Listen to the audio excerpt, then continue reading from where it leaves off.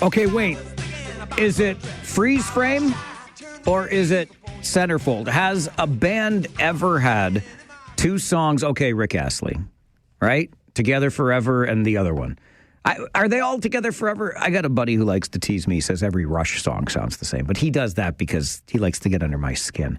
I don't know why I still let it get under my skin after all of these years, but there is no question that the Jay Giles Band's two big ones, Centerfold and Freeze Frame, are almost identical.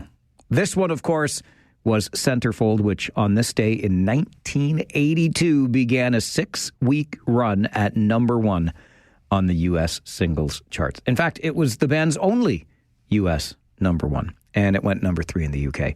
The funny thing about it is, because I was mentioning Freeze Frame, it was the album which started a 4-week run at number one on the U.S. album chart on this same day. So the album called Freeze Frame spawns the single called Centerfold and the single of the same name, Freeze Frame, which sounds exactly the same as Centerfold. Is that enough music trivia for you for one day? I think it is. 6 minutes after 9 on this Thursday morning. Here we are the day before the weekend. Friday Junior, as some like to call it. The 6th of February. Good morning, and thank you very much for stopping by, spending some of your time with us. It is the most valuable commodity that you have, and it means an awful lot that you spend some of it with us. I hope to reward you in that. We're going to have some fun on the show today. We're going to talk about some issues in our community and beyond. And we will be interactive because the minute we start the show every day, our phone lines are open at 519-570-2545, star 570, and 1-800-570-5715. You are welcome to weigh in on any of the issues we discuss because we are the most interactive radio program you'll find anywhere in this region. Shout out, kudos, pat on the back to all of our school bus drivers this morning. Way to go. Way to get the job done. When I was away last week, I was receiving messages from folks up in Bruce County. I love, by the way, because I've got a soft spot for Bruce County. Our family cottaged there for most of my childhood, and just in Port Elgin, to be exact. And I just have such a soft spot for Bruce County. Beautiful place to go. You're okay too, Gray, but Bruce, you know, and I know how the Bruce-Gray rivalry goes, but anyway, I love that we have listeners up that way. And I was getting messages last week while I was away about a school closure or bus cancellation and how many there had been. And, you know, we had some bus cancellations a couple weeks back during exam time here, and everybody's wondering, how do you get anything done? How do you teach the kids if nobody's showing up to class? But anyway, the buses got going today. Somehow, some way, they made it. And it sounds like, because I've been watching the weather pretty closely the last little while, and they had a system that was anticipated to arrive today, far more significant than what we got, but it sounds like it's still coming. It is still coming by the weekend. We'll get a bigger dumping of snow. So brace yourself for that, but for a Thursday morning, this is much better. It's easier to deal with on the weekend, right? Bring the snow on Saturday. We'll deal with it then. It's the final countdown. All right, let's get to your Farwell Show 5 for this Thursday morning. Number 1, Ontario PC leader Doug Ford will be in Waterloo today, while Green Party leader Mike Schreiner campaigns in Guelph. Liberal leader Bonnie Crombie will make an announcement in Toronto this morning before heading to Thunder Bay. And Marit Stiles will be in Hamilton and the Sioux. And yes, you probably have heard by now that when Doug Ford is here, he's only going to take 6 questions. I'm not really sure why this is such a big deal to people. I mean, it is an election campaign after all. I suppose if the other leaders are not putting a limit on the number of questions being asked, but if we hear the same reporters getting the questions event after event after event, then there might be a problem. If the questions have to be submitted in advance, there's definitely a problem. But it's a campaign. You have places to go. I don't know sometimes how these things become the stories that they become. But anyway, Doug Ford's taking only 6 questions now on the campaign trail per event. Number 2 on your Farwell Show 5 this morning, nominations now open for the Kitchener Youth Action Council's Youth Awards. Every year, the awards recognize the efforts of young people between the ages of 14 and 24 and the valuable contributions they make to our community. For more information or to nominate someone, go to kitchener.ca/youth awards. Number 3 on your Farwell Show 5 this morning. The Soroptimist International Club of Cambridge will celebrate International Women's Day this year with a theme of Accelerate Action for Gender Equality. The free event on March the 8th, which is International Women's Day, will start with a walk through downtown Galt from City Hall to the University of Waterloo's School of Architecture, where the celebration will continue indoors with a keynote speaker. Number 4, Cambridge Memorial Hospital and the Waterloo Regional Police Service have both been named as top employers in southwestern Ontario. Both organizations, were also recently named as top employers in Waterloo Region. And number 5 on your Farwell Show 5 this morning, Canadian pride and patriotism are on the rise in the wake of Donald Trump's tariff threat, especially in Quebec. An Angus Reid poll this week found the number of Quebecers who were proud or very proud to be Canadian jumped by 13 points to 58%. Across Canada, national pride up 9 points to 67%. This just makes me think here. It's always off the cuff, stream of consciousness, but it just occurred to me. Hang on a second. I don't want to go too far down the 51st state rabbit hole here, but should Donald Trump be the prime minister instead of the president of the United States? Anybody that can make Quebecers feel more national pride? Find me the last prime minister that did that. Come on. Donald Trump for PM. Let's go. 13-point increase in national pride in Quebec, thanks to Donald Trump. And that is your Farwell Show 5 for this Thursday morning. Along that same line, national pride, I feel as though yours is also at an all-time high. And I feel that because the column that I write weekly for the Waterloo Region Record appeared yesterday as opposed to on the weekend, because it was about our response to the tariff threat and how we're, galvanizing against the tariff threat and buying Canadian, which I'm not so sure. And I also am not so sure. I hate to be that cynic, but I am that cynic. We've done these sorts of things before. Remember the Sobeys boycott? And grocery prices didn't come down, and Sobeys still reported increased profits. So I don't know. Anyway, but more to the point, the booing of the U.S. anthem at sporting events in Canada. And so my column appeared yesterday instead of appearing on the weekend when it usually appears. And I've received a lot of feedback. And it seems as though you're on board with the booing of the anthem. I'm not. I don't think it's a very Canadian thing to do at all, but maybe that's your way of showing patriotism. What do you think of booing the U.S. anthem at Canadian sporting events? Phone line's open. I would love to hear your thoughts on this. Maybe that's your way of demonstrating your patriotism, to boo the other country's anthem. This is the Mike Farwell Show, 570 News Radio and Rogers TV.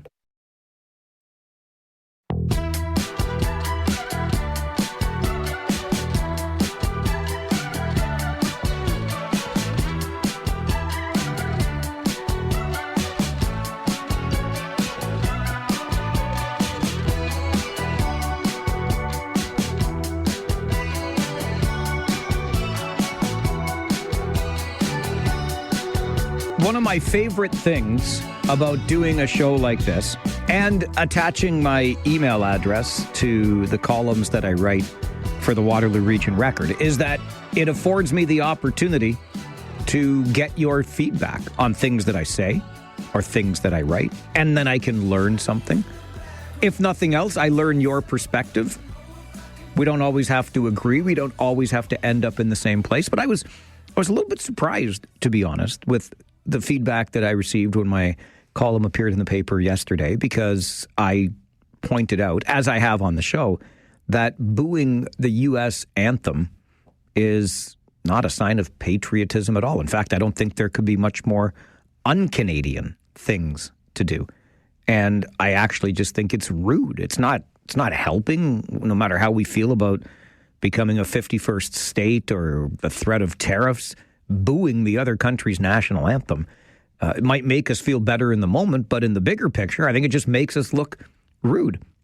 One of the emails I got from Tom to Mike at 570news.com He acknowledges that booing another country's anthem is not behavior that is appropriate in good company and normally would be frowned upon by him too. But without offering any alternative to salt of the earth people who are surely being adversely impacted by economic warfare and have little voice otherwise, remember, they're not politicians and you should cut them slack. Listen, if you want to boo the anthem, go ahead. But then I reserve my right to say, I think it's rude. I think it's kind of dumb. I think it's misguided. Whatever. But you can for sure boo if you want to boo. That's the beauty of living in this free nation that we live in. I just don't think it's particularly effective. Let's go to the phones, hear from you this morning. Al, good morning. Morning, Mike. Sorry, I'm not going to comment on that. We don't agree on it. So why don't we agree? Why do you want to boo the U.S. anthem? Just to show how we feel. What the heck, right? But what does that do? Why do you want to be rude? Because we're not usually, right? Okay. We're usually sorry about everything. so we thought this is our opportunity All right. to speak out for ourselves. I got you. Okay. I called because page 3 on the Kitchener Record today. Yes. Reminded me of a couple of weeks before Christmas. There was a big to-do about the car that was decorated up with Christmas lights. Yes. You recall that? I do. And a visual distraction and get it off the road. You're not going to talk about the bus that's wrapped for Black History Month, are you? Whatever it's wrapped about is not the point. Okay. What's the point? The point, it's a visual distraction, wouldn't you call it? It's a bus, Al. No, I don't call that a visual distraction. No. Okay, well, I remember about it. Shortly after the Christmas one, I was walking up to town and I went, "Whoa, what's that?" Well, it was a bus decorated. I couldn't tell you what it was decorated up as, but it was like, holy cow! And it just, to me, it's like no more, or it's even worse, to be honest with you, because it's out there every day than the Christmas light cards that the guy with the Christmas lights that we all tore apart. But the lights are like bright and they get in your line of sight. And okay, Mike. Okay. Now, that picture I don't think does it justice of the bus because the one I saw, and it wasn't that one, mind you. So was, okay. So pretty bright. By extension, Al, should we just ban red cars then too because they're too bright and distracting? Like, is that what we're going to do now? Well, okay. How about the lime green ones? Well, obviously you want to stick to your point, so I'm going to stick with mine. So, all right, good enough. Listen, as I said, that's why I love hearing different perspectives. Al thinks a wrapped bus is just as distracting as the Christmas light car. Fair enough. By the way, do you want to talk about that? I remember going through this last year. Can we please wrap more buses and more trains and make some money off of our transit system? Generate some revenue? Because I'm all for that. Always have been. John, good morning. Good morning, sir, and how are you? I'm well, thank you. How are you? Oh, pretty good. I'm torn two ways by the booing. I'm like you. My first Canadian reaction is, yeah, that's rude. We shouldn't do it. But my second reaction is, go for it because it's showing patriotism, which we seldom do. And secondly, we're not booing the anthem. We're booing Donald Trump. The Americans have to understand, or we should tell them, look, this is not business. This is personal. We're mad at him and his unfair tariffs and his shameful behavior. And that's what this is all about. So don't get bent out of shape. The last point is, should we ban lime green cars? Absolutely. Man, they're ugly. Thank you, John. I don't disagree. Lime green, not my favorite color. And look, booing Donald Trump, sure. So I would wonder, going back to the Michelle Obama statement that it's hard to hate up close, if Donald Trump were here to give an address somewhere, would we boo him publicly? I just think booing the anthem is taking it out on the country itself, our neighbors. And that's, again, the rude part of this. I hear your point, though. And I liked Al's point earlier, too. Like, we're usually seen as polite and just apologizing for everything. So let's go completely counter to that. Gotcha. Take a break, come back with more. This is the Mike Farwell Show, 570 News Radio and Rogers TV. Do not tell me that my phone is not listening to me. I'll get to that in just a second. But an email from Mark to Mike at 570news.com. Subject line, mouth breathers, booing anthem. Nothing like stooping to Donald Trump's level. So embarrassing. Way to get to the point, Mark.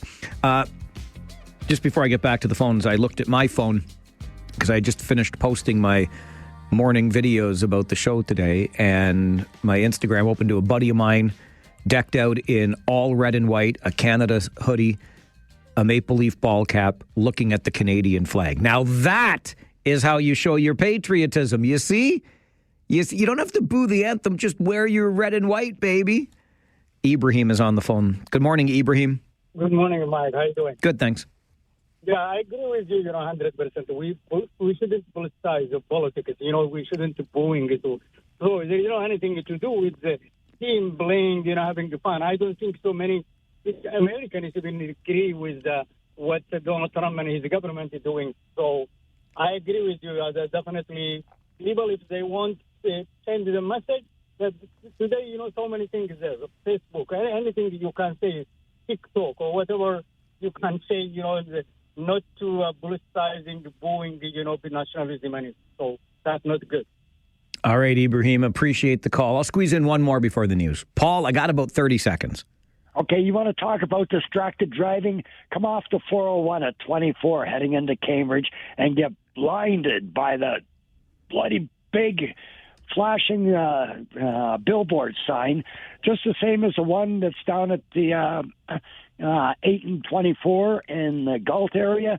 And, of course, now on the 401, you're driving down there, and at the service centers along there, they got those huge billboards just flashing. Do they really expect you to read those signs as you're driving down the 401? Talk about distracted driving. All right, I'll leave it right there. And listen, you get to read those signs when you're driving down the 401 because nobody drives the 401. We just go out there and park. Can't move on that highway. This is the Mike Farwell Show. 570 News Radio, Rogers TV.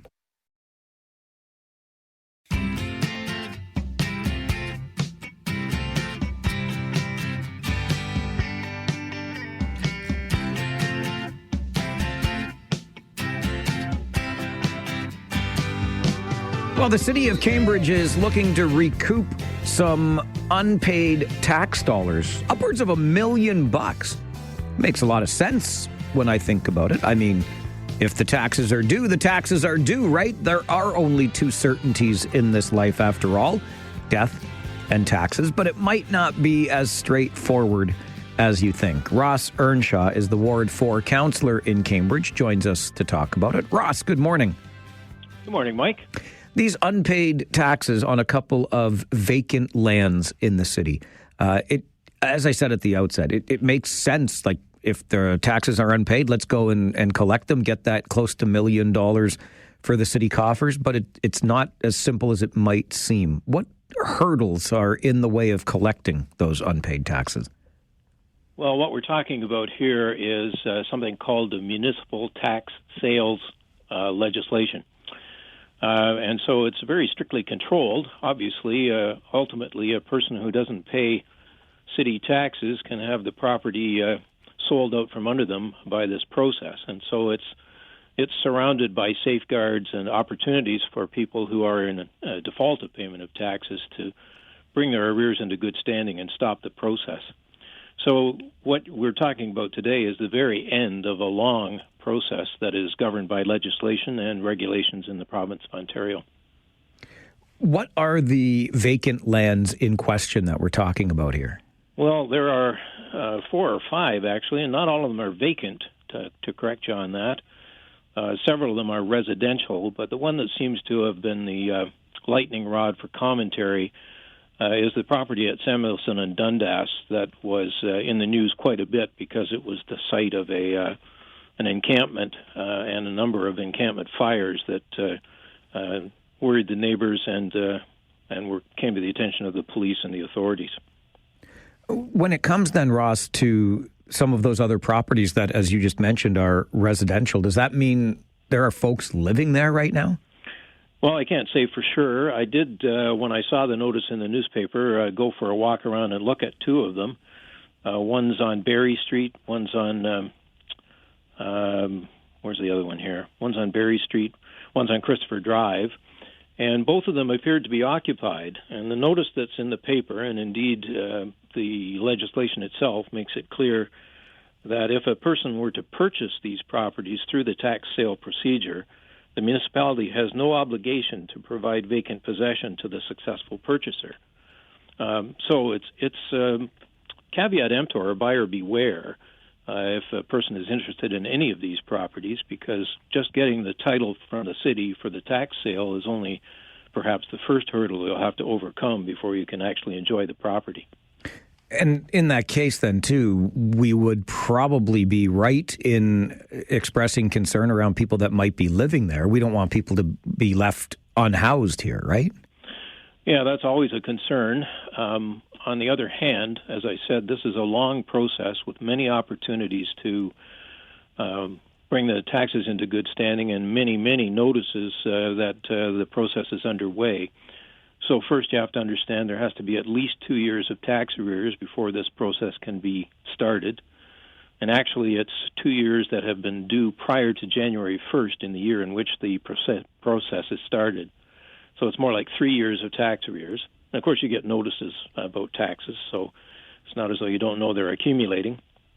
Then in order to start the process, the city treasurer must issue and register on title a thing called a certificate of tax arrears, which is not only put on title, which is supposedly noticed to all the world, but is also given to mortgagees, the owner, spouse of the owner, other people who may have an interest in the lands, as determined by the legal department at the city.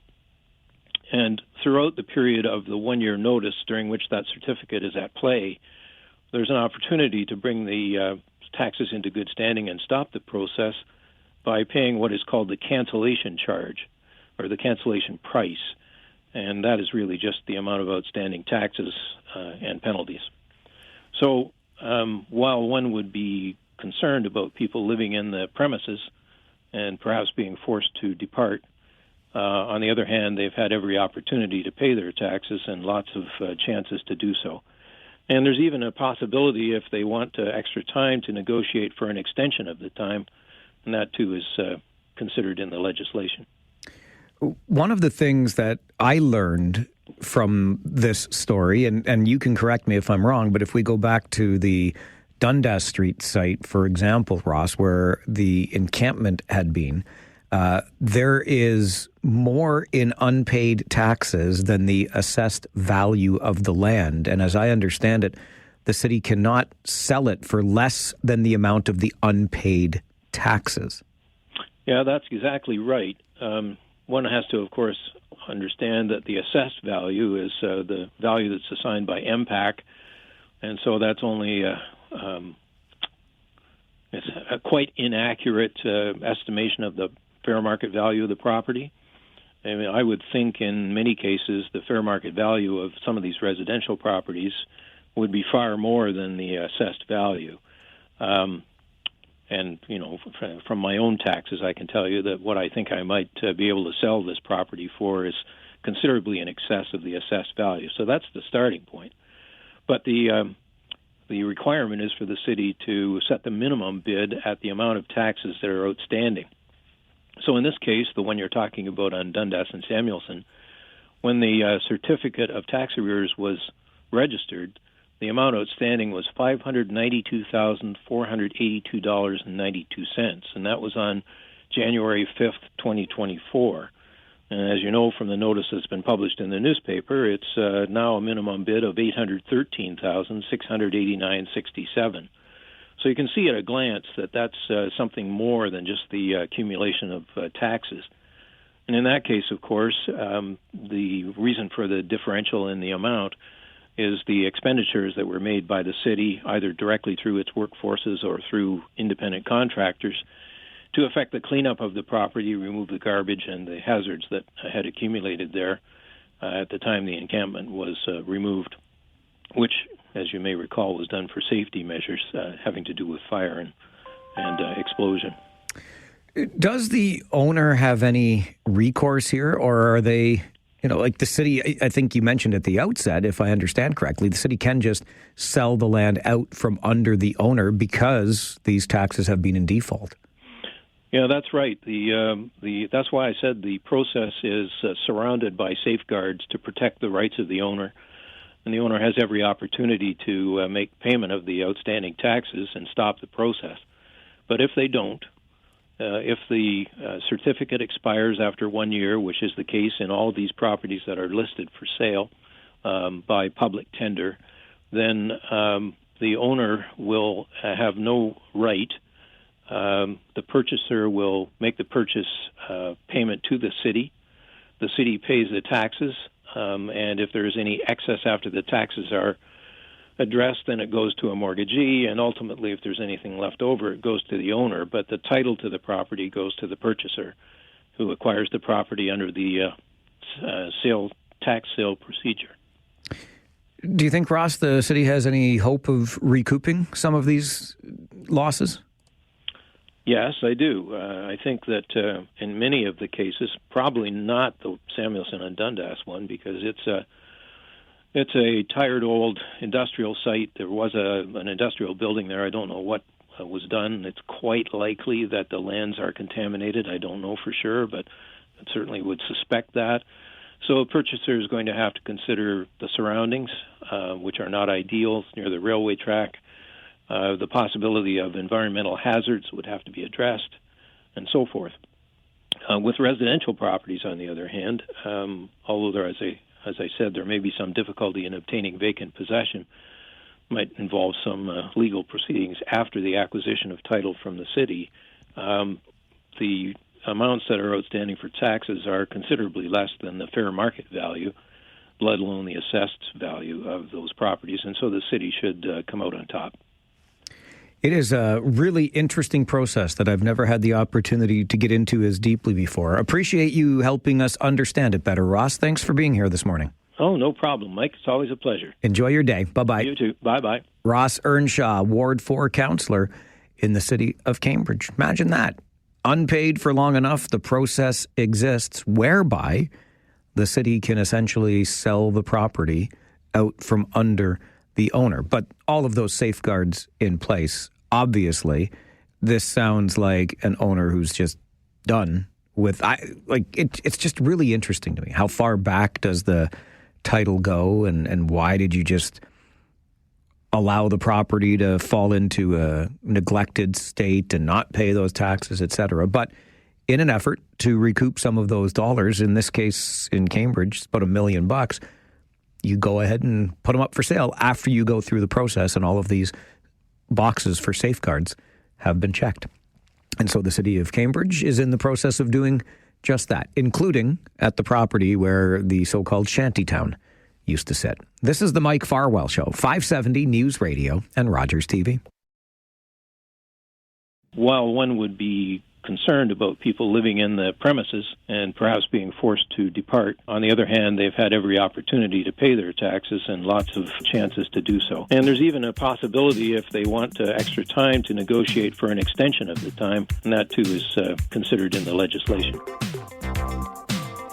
In short, it's complicated, but municipalities do have options when it comes to unpaid tax bills on sometimes vacant properties, other times residential properties. I wonder if the folks who might be living in some of those residential properties are renting in there, or they are the owners themselves. Bottom line is, you got to pay your taxes. If you don't, while it takes the city some maneuvering, the option does exist that those unpaid taxes can be recouped by having the land sold essentially from under the owner, because the owner has demonstrated that they have little to no interest in maintaining that property. They've been given many steps along the process to end the potential sale, but they don't do so. I just find it really interesting when you get into the minutiae of a municipal government and how it works. And listen, $1 million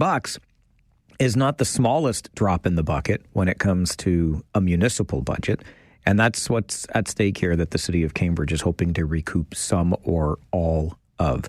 And I think we could all find a use or two for another $1 million in the municipal budget. I have to be honest, I was relieved this morning to wake up and hear that there was nothing to hear from Donald Trump, if you will. after a couple of days of Donald Trump dominating the headlines, which, again, I'm pretty sure is where he wants to be, dominating the headlines. This gives us a chance to get back into some local issues. Just after 10 this morning, after the update from the 570 News Center, we're going to talk about a recent survey of educators in Ontario and the state of, quote, severe crisis in Ontario schools. But I've been sitting on this email from John for a while, and I'm sure many of you can relate to it. Again, with Donald Trump out of the way, at least for now, can talk about some of these local issues. And John's email to Mike at 570news.com says, I would like for you to bring up the conditions of our roads and all of the potholes not being repaired. By you talking about it, things might get done. Look at Weber Street near the police station, for example. It's horrendous. Thanks in advance. John, appreciate the email and happy to receive them anytime. Mike at 570news.com. I'm also happy to say that over the years, we have inspired some level of action on issues in this community because we have talked about them on the show. One of the more recent ones was the issue of the boulevards on some of our main roads, the grassy areas either down the middle or on the sides that would be municipal responsibility were not being cut as often, and we certainly noticed it. We didn't like the way our community was looking, and Regional Council decided to increase the frequency, or at least a motion was brought forward to increase the frequency of those mowings when we're in the growing season. Now, to John's email, can we possibly get more action on every pothole? Because there are a lot of them out there. Some roads certainly worse than others, and I think it's a game of whack-a-mole, personally, but this really resonated with me on my way to work this morning because the roads were snow-covered, and so I couldn't see even under the snow the massive pothole I hit as I was entering one of the far too many roundabouts on Ira Needles. But anybody who's driven Ira Needles for more than a minute knows that it's a potholed mess anyway. It's very difficult. You play slalom, right, with your vehicle, the pothole slalom, trying to avoid driving through or into one of those potholes. Because, you know, some of them are so bad, they could do some significant damage. Fortunately for me, significant damage to your vehicle, that is. Fortunately for me, as I was entering a roundabout, I had already decelerated and was not at a speed that would have caused any damage. But they're out there. And we know the freeze-thaw cycle, what happens to our asphalt, etc. But I feel like John's not too far off the mark here. We are pretty potholed in and around Waterloo region right now. And I don't know what the solution to it is. But if there's an area, John identifies Weber near the police station, so that's Weber and Columbia in Waterloo. Ira Needles is an absolute disaster. We know that. If there's a road that you think needs some attention, you can always let us know. This is the Mike Farwell Show, 570 News Radio and Rogers TV.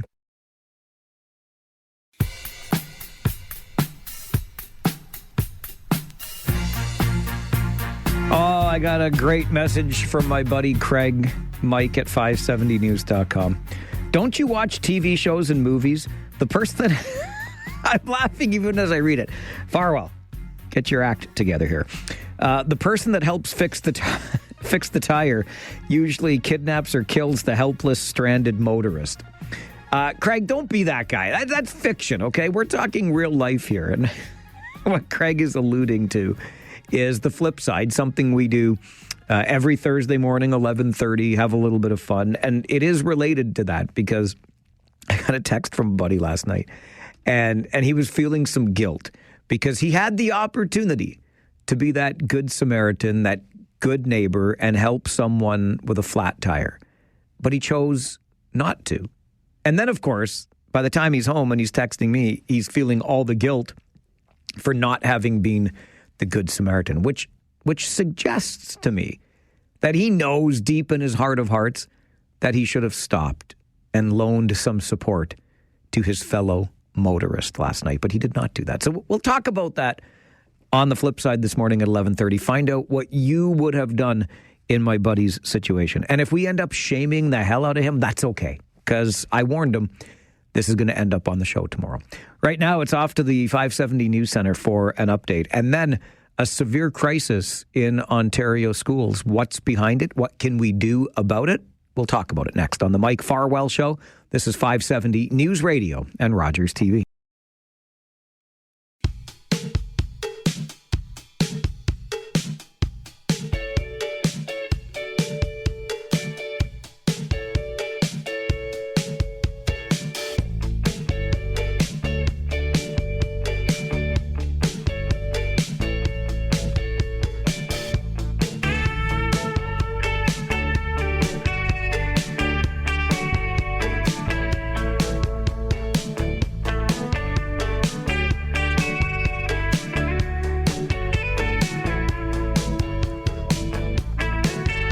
A recent survey of Ontario education workers finds that Ontario's school boards are in, quote, severe crisis. What's behind all of it? Michelle O'Hagan is the president of CUPE Local 2512, joins us for a conversation. Michelle, good morning.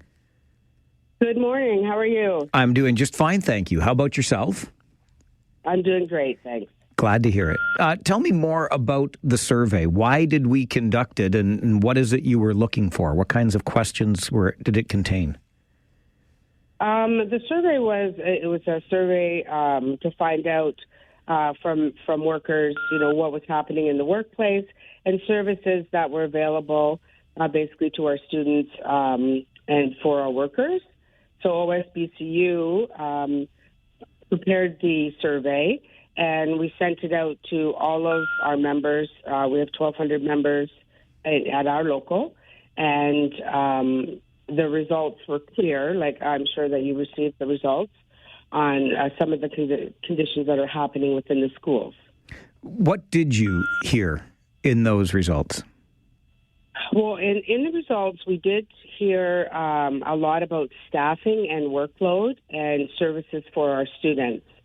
So when educational assistance was the highest rate, because we do have a lot of EAs within our board, and it did clearly show that the demands in the schools, the students need the services, and workers feel that the staffing is not adequate. And many of the positions, it was felt that way. Some were based on workload, but mostly wanting to be able to give the services that we need to our students, and that staffing, we really need to have more staffing within our schools to help all students. Educational assistants, they help all students in the classroom. The teacher teaches the class, and the EAs help high-need students, but they also help all the students within their class with any of the needs that they need for learning. What's the impact, Michelle, on the ground in our classrooms with this crisis that you noticed in the survey, this understaffing that you're pointing to? What is happening in the classrooms as a result? Well, we're finding that not all students that are needing services aren't, feeling like they're getting it. Also, we're feeling that staff are overworked and they're getting burnt out, and they're taking more leave in order to deal with the workload. What's the solution to this? You talk about understaffing. So do we just need to hire more teachers, more educational assistants, et cetera? We feel that, yes, we would like to have more staffing in our schools. I'm constantly having members reach out to me to say that, the workload is high. There's a lot of students that are regular students that just need that little bit of extra. And then we have a lot of behaviors in our schools too. So we don't get funding for that. We only get certain funding for students that are high need students. But we do feel that the staffing would help all of our students have all their needs met, so that, everybody feels like it's a success. What kinds of working conditions are teachers and educational assistants facing? Working conditions, there's a lot more for educational assistants. There's a lot more violence within the schools, or maybe different behaviors. Students need the help with the learning. If we're coming out of COVID, and there's a lot of, kids that are having issues like regulations. And, it's a different situation right now. Our workers love working with our students, and we want to make sure that our students have everything that they need. And that's why it came clear through our survey that staffing was, would be of great help. Even other people in different working groups felt that, we needed the more staff in the classrooms. Would be great to have an educational assistant in every class so that every student's needs could be met. Michelle, thanks very much for your time on the show today. I appreciate it. You're welcome. Thank you very much. Michelle O'Hagan is the president of CUPE Local 2512. I have no idea what that electronic beeping was. I'm so sorry. That was on the end of our guest, and I don't know where it was coming from and why it couldn't be stopped. So it was a little distracting for me. I will not tell a lie. I hope you were okay with it. But I read this survey the other day, and I'll share some of those highlights here. This is looking at our Waterloo Catholic District School Board specifically, and CUPE, so the Canadian Union of Public Employees, along with, you heard Michelle mention, OSBCU, which is the Ontario School Boards Council of Unions. That's a mouthful. But those are the two leadership groups, union groups behind the survey. And they say this year alone, within the Waterloo Catholic District School Board, there's been a minimum of $30 million cut to real per-pupil funding. Many education workers at the school board say they frequently face violent incidents at their workplace, and over 51% of educational assistants and child and youth workers experience a violent incident every day. This severe underfunding leaves students and workers at risk because there are too few staff in schools. It also means students have their learning environments disrupted on a regular basis, creating an environment that is far from conducive to having the highest quality of education. You heard Michelle mention the burnout factor because of the increased workload and the increased complexity of dealing with students today. I don't think the workload issue is in any way unique to education. Raise your hand if you're working in a job that you've been working in for quite some time and the dynamic in that office place has changed. Maybe you have fewer people working there and more is expected of you.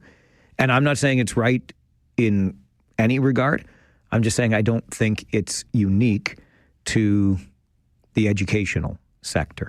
And one of the other things, when we look at the results of these surveys, is we find that it's becoming more and more difficult to either attract teachers and other educational workers to the profession or retain them because the conditions are so challenging.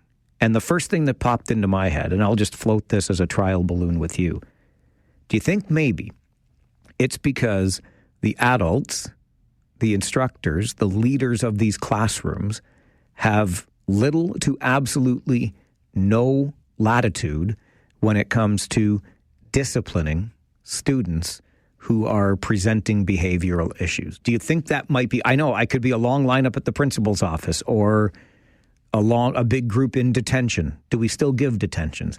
But I'm just wondering if part of this might not be this feeling of helplessness on the part of the person at that front of the class, whether it's the teacher or the educational assistant, and their complete and utter inability to effectively manage and or discipline behavioral outbursts. That's one of the first things that popped into my head about this. That's my trial balloon to you. Where do you think the problem lies in the classroom? 519-570-2545, star 570, 1-800-570-5715. We'll take your calls after this on the Mike Farwell Show. This is 570 News Radio and Rogers TV.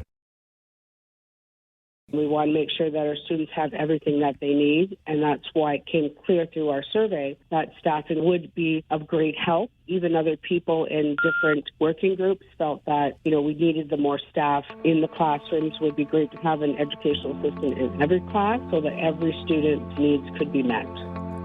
Michelle O'Hagan, president of CUPE Local 2512, joining us to talk about a survey of 12,000 education workers in this province, finding that school boards in Ontario are, quote, in severe crisis.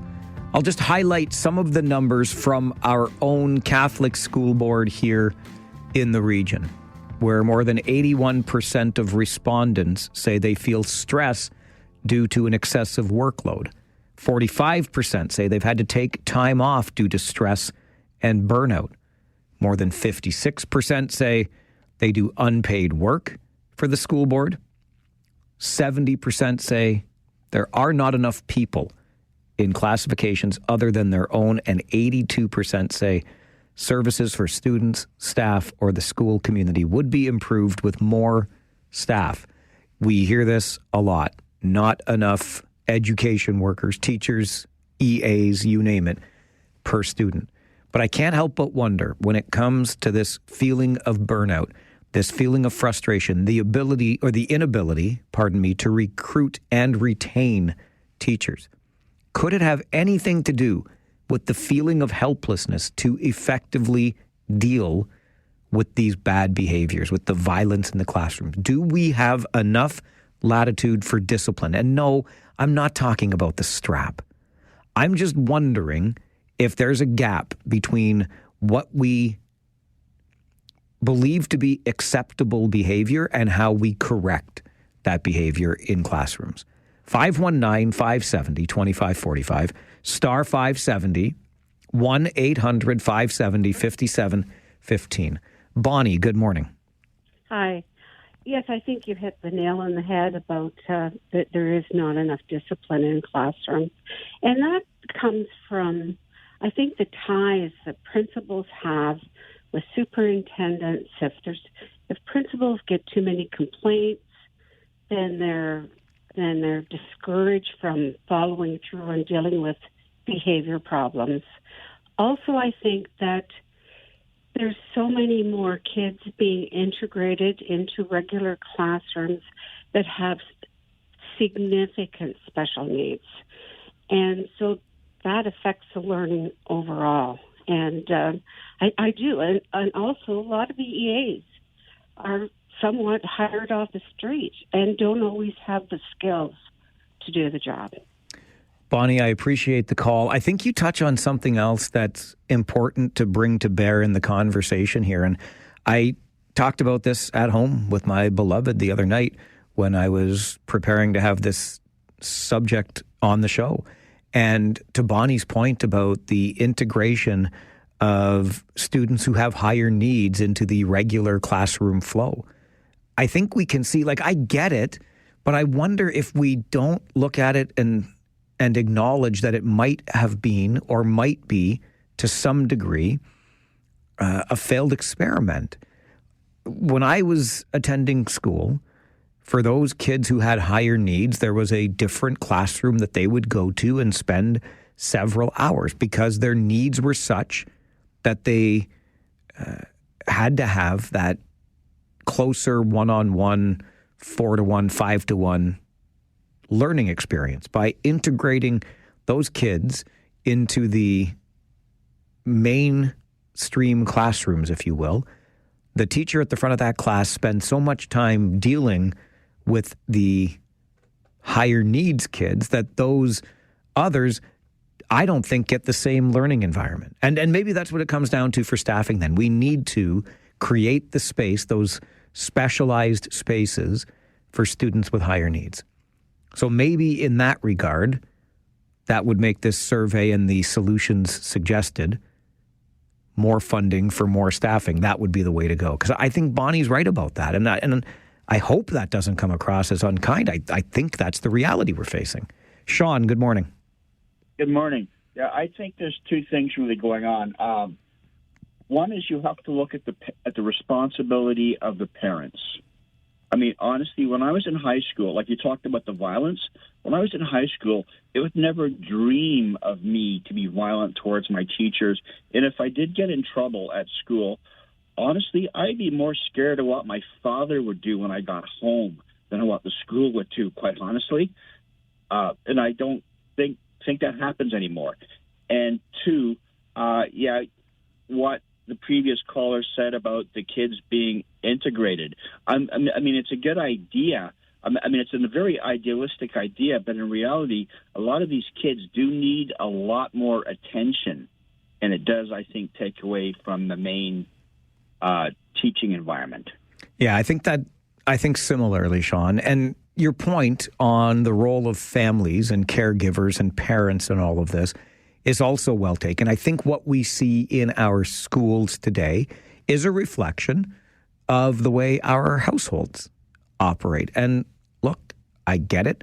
I know that we as parents, as caregivers, are under increased stress for whatever reasons. It could be work-related. It could be related to the economy and the high cost of living, whatever it may be. But I don't think we are as present as we once were with our kids. I think we take a more laissez-faire attitude towards their upbringing and kind of just put them into the schools. They start at like 4 years old now, sometimes depending on where the birthday falls, 3 years old. The school will take care of them. So I think it should be a strong relationship between the two, the family and the school.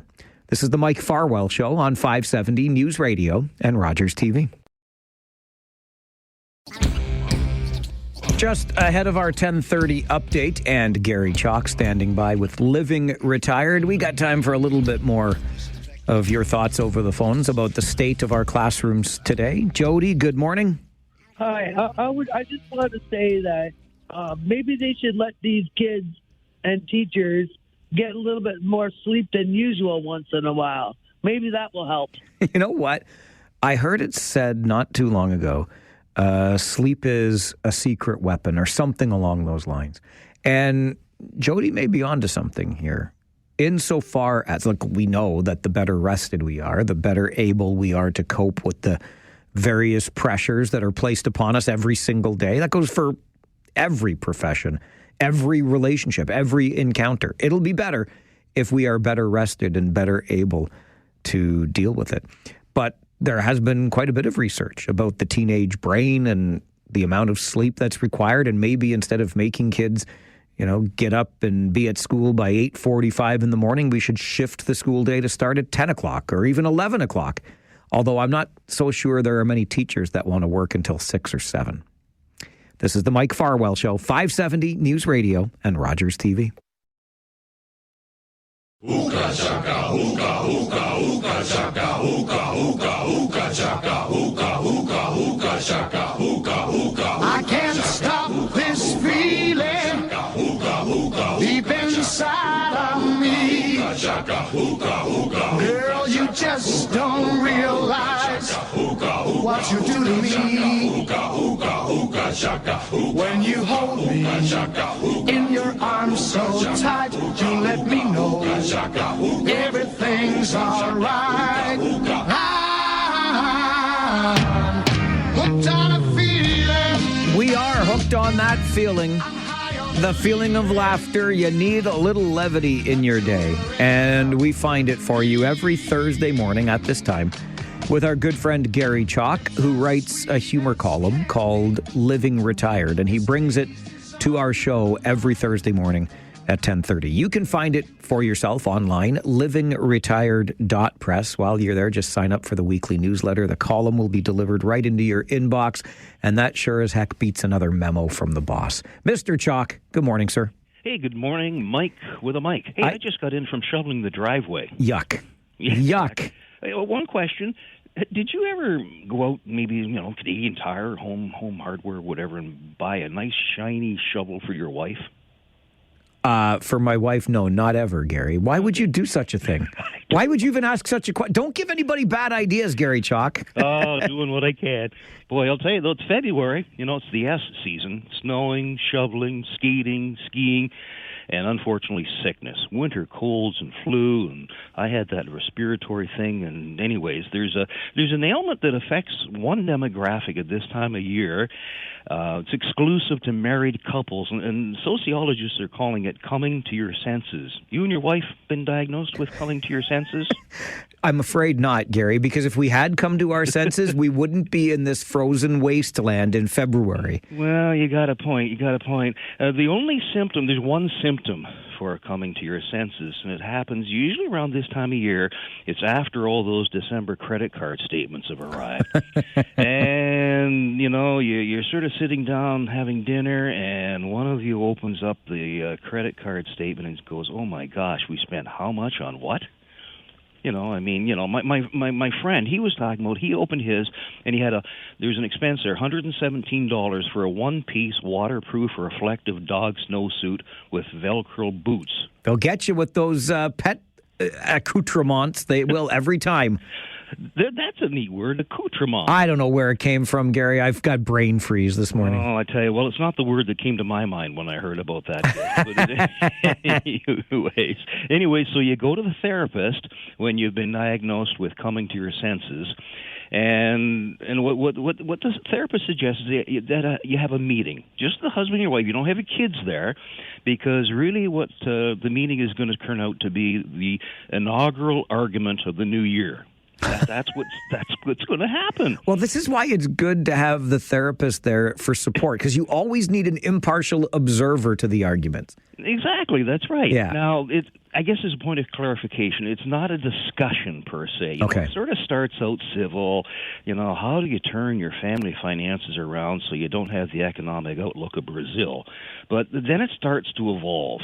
And I'm telling you, Mike, be faster than you can say monthly credit card interest rates may apply. I'm going to tell you, faster than Donald Trump can insult the Mexicans, the Muslims, the Chinese, the Clintons, the Bidens, the media, women, Snoop Dogg, even Captain Kangaroo in his opening comments at debate, you and your wife are going to be going at it. I'm just saying.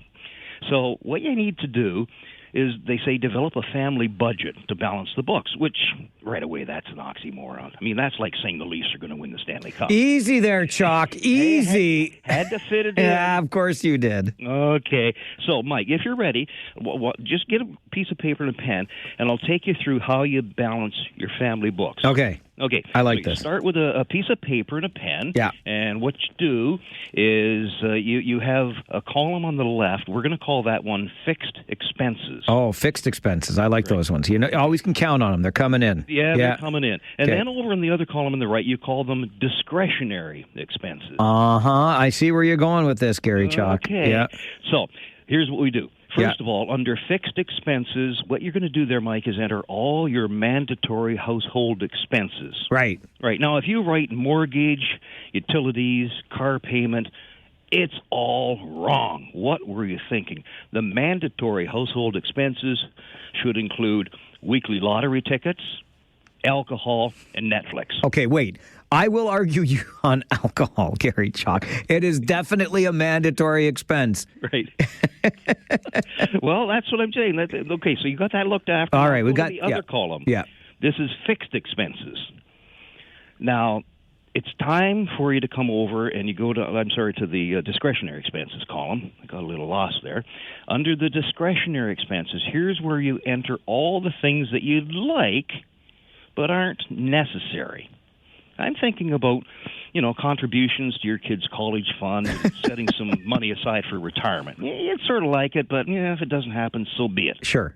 So the bottom line is, I think we need to remind folks, Gary, that you are not a certified financial planner, just in case they're taking, this is, I don't want anybody to get the wrong idea here.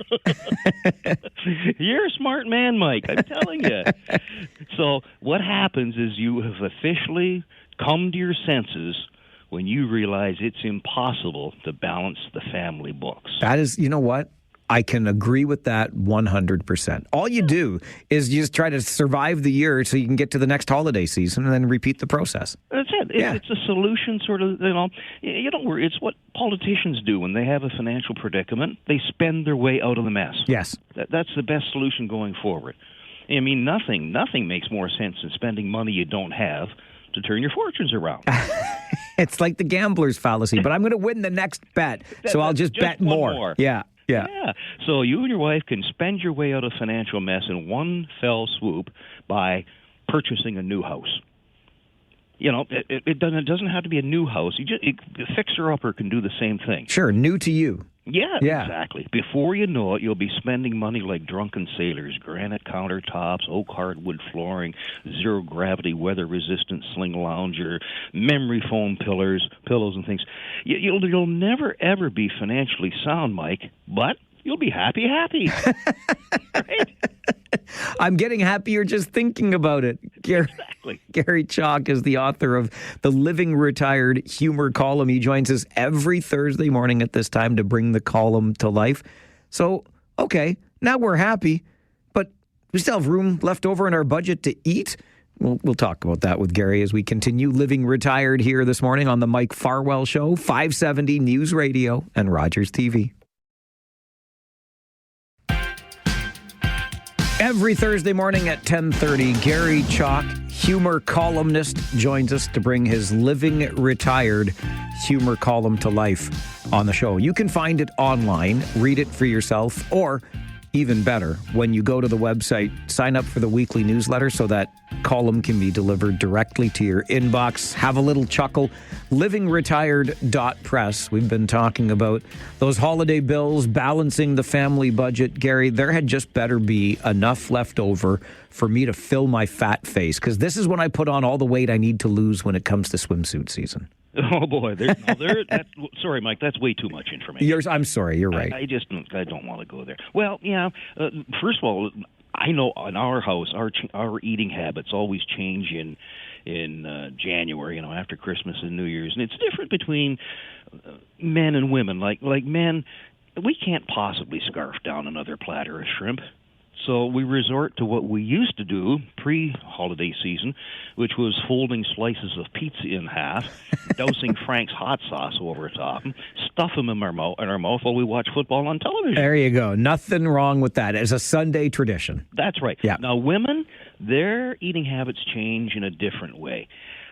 They begin, no surprise here, they go on a New Year's diet. It's the New Year's diet that didn't work last year nor the previous year, and for that matter, the past 10 New Years. But they go on their New Year's diet. Now, come February, it's time to take stock on how our change in our eating habits have gone, right? Sure. Yeah. Men, we burp, step on the bathroom scales, and nonchalantly mention to your wife, hey, I've lost 8 pounds. On the other hand, women then sneak in the bathroom, close the door, and they sob. They're screaming, it's just not fair. It's not fair. Well, I'm telling you, there is a Living Retired diet that works. It's been proven to work. You're kidding. Okay, I can't wait. Yeah, now this diet has no calories, no sugar, no fat, no sodium, no cholesterol, no proteins, no carb, nothing. Now, Mike, you're probably about to scream, Gary, tell me about your surefire way to lose weight. I want to hear this, Gary. Come on. Yeah, you want to look like those people in those television commercials where featuring couples who are suffering from occasional constipation and gas bloating and diarrhea. They're taking ballroom dancing. They're actually talking to each other. Well, what it is, it's called the Living Retired Cod Diet. Not as in cod liver oil, I hope. No. Okay. What COD stands for is Can Opener Diet. Here's how it works. Okay. Everything you eat, Mike, has to come in a can. And this means you're about to starve because every time you try to twist open one of those cans with a can opener, it doesn't work. It doesn't. I've tried, what do you call those things? The openers that they say they're made in China. They don't work. I've used can openers that don't even say they were made because they're probably embarrassed that the child labor was. They don't work. So the can opener diet has lots of recipes. Here's one, chili. The ingredients include canned green beans, canned lima beans, cans of diced tomatoes, and a can of tomato paste. Now, you lose weight from this chili recipe on the cod diet because you can't open anything. Right? How about lunch for maybe today? Tomato soup, some tuna, and a bed of lettuce. Not going to work. And there's actually nutritionists, which is another way of saying university-educated professionals who take great delight in making you feel guilty whenever you eat tuna or something like that. And what happens, it doesn't work. So it's the perfect diet. Because you can't get the can open, so the food never even comes out. That's right. Okay. And every diet, Mike, of course, we know they say if you're going to diet, you should get some exercise. So the can opener diet has a built-in exercise component. What this is you don't have to play any videos on your television watching these beautiful people, again, with their buff bodies working out without sweating. You don't need to find somewhere else to hang the laundry so you can use your treadmill down in the basement. With cod, the can opener diet, you burn off calories every time you throw one of those ineffective can openers through the nearest window. Your muscles in your arm, they build right up. You've got Popeye arms. Exactly. It's actually a workout using it. And I'm that guy, Gary, that refuses to go electric can opener or something. Like, listen, these can openers that I've been using since I was a kid, you twist with your hand. Yep. They're just, I'm going to make them work, darn it. Well, I tell you, every time I twist the one on the tuna, all the oil squirts out, and it's just all over the place. It's not nice. It's not pretty. Now there is a warning with any diet that you go on. The experts, the nutritionists who tell us we should eat celery sticks and be satisfied with it, they have repeatedly said that repeated violent hurling of a can opener may lead to high blood pressure and rotator cuff injuries. Now, here's where the diet starts to kick back in. Hospital admission may be required, where those nutritionists are going to prescribe tasteless, pureed meals at the hospital. So, if the can opener diet has not been successful to now you're on the hospital diet, you're losing weight, man. Listen, I can attest to that. Absolutely you are. That's right. So one diet just leads into another. It's just a vicious circle, and by the end of April, when men will just sort of burp again, walk in and step on the scales in the bathroom and come out and say, "Dear, I lost another 10 pounds," and your wife, she'll go into the bathroom, close the door, start sobbing, and saying, "It's not fair." Put her on the cod diet, Terry. Put her on the cod diet. Well, that's all I can say. I'm just talking about frustrating. Did you turn your phone on this morning? And I had some sort of an upgrade on my system, my iPhone, and everything's all looking different today. Oh, yeah. I got mine a little while ago. I didn't get it today, though. Oh. Maybe it comes to Brantford later, apparently. I think so. It's slower getting down here. Well, I punched in and had it last night. You know what frustrates me about this, Mike? And I know we're running out of time, and I'm ranting, but what happens is you take the update, and if you don't accept it, they're going to do it automatically in the middle of the night. Of course they are. Yeah, and then it comes up, and I don't know how to work anything, and it's all changed. Have you ever had an update sent to you from your car manufacturer? Not yet. Not yet. And when you get in the next day, your left turn signal, it's always right where it is. The brake pedal, it's always where it's always been. Imagine if the manufacturers of your car started sending these upgrades, automatically went in, and the turn signal is in a different place. Well, I guess for many people it doesn't matter because they don't use it anyways. You get my drift. I get your drift. It is frustrating, and that's my rant. Sorry. You're always welcome to rant on this show, Gary. We appreciate the humor you bring every Thursday. Thanks for this again. And go Rangers. Go Rangers. Gary Chalk joins us from the home offices in Brantford every Thursday morning, 10:30 with Living Retired. You can find it online, livingretired.press.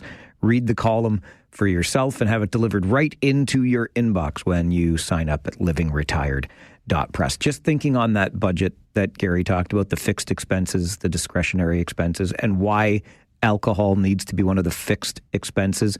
Reminds me of our good buddy St. Catherine's beer guy. You remember him, right? When he was told that we were changing the allowable or the recommended amount of drinks per week. If you haven't heard him before, I'll play him for you next. If you have heard him before, he's always worth listening to again. This is the Mike Farwell Show, 570 News Radio and Rogers TV. When talking with Gary Chalk on Living Retired a moment ago, and he told us how to balance our household budget, making sure under the fixed expenses is alcohol, I said, you're darn right. It's got to be mandatory, at least if we're living here. I take my inspiration, of course, from St. Catherine's Beer Guy. What did you buy today? I bought 6 Busch Light, 6 Bud Light, and I love them, tall boys. Tall boys? How much would you drink a day? Well, what day? Regular day, I don't know, maybe a couple beers, depends. Weekends, maybe, 5 beer. 2 drinks a week. What do you think of that? Well, that's just not feasible, not in this country. Well, come on, man, 2 drinks a week, what's that going to do for you? I mean, that doesn't even get you through a day. A reasonable amount, if you're at home, you should be able to have like 4 beer. That's just 2 more. I mean, I'll have 6. But 4 is a fair number. But there shouldn't even be guidelines anyway. Why are you going to tell me how much I can drink at home? Well, I guess the idea is, would you be concerned that you're at a higher health risk if you're drinking too much? No. The main point here is, why are they telling me what I can drink at home? What, can I have 2 liters of pop? Can I have 2 liters of pop? Well, what's more healthy, 4 beers or 2 liters of Coca-Cola? Do the math. So I'm guessing that this information about the new guidelines isn't going to change your mind. It's heartbreaking, and I can't even believe it. Can I have 2 liters of pop? Do the math. St. Catherine's Beer Guy on the Mike Farwell Show, 570 News Radio and Rogers TV.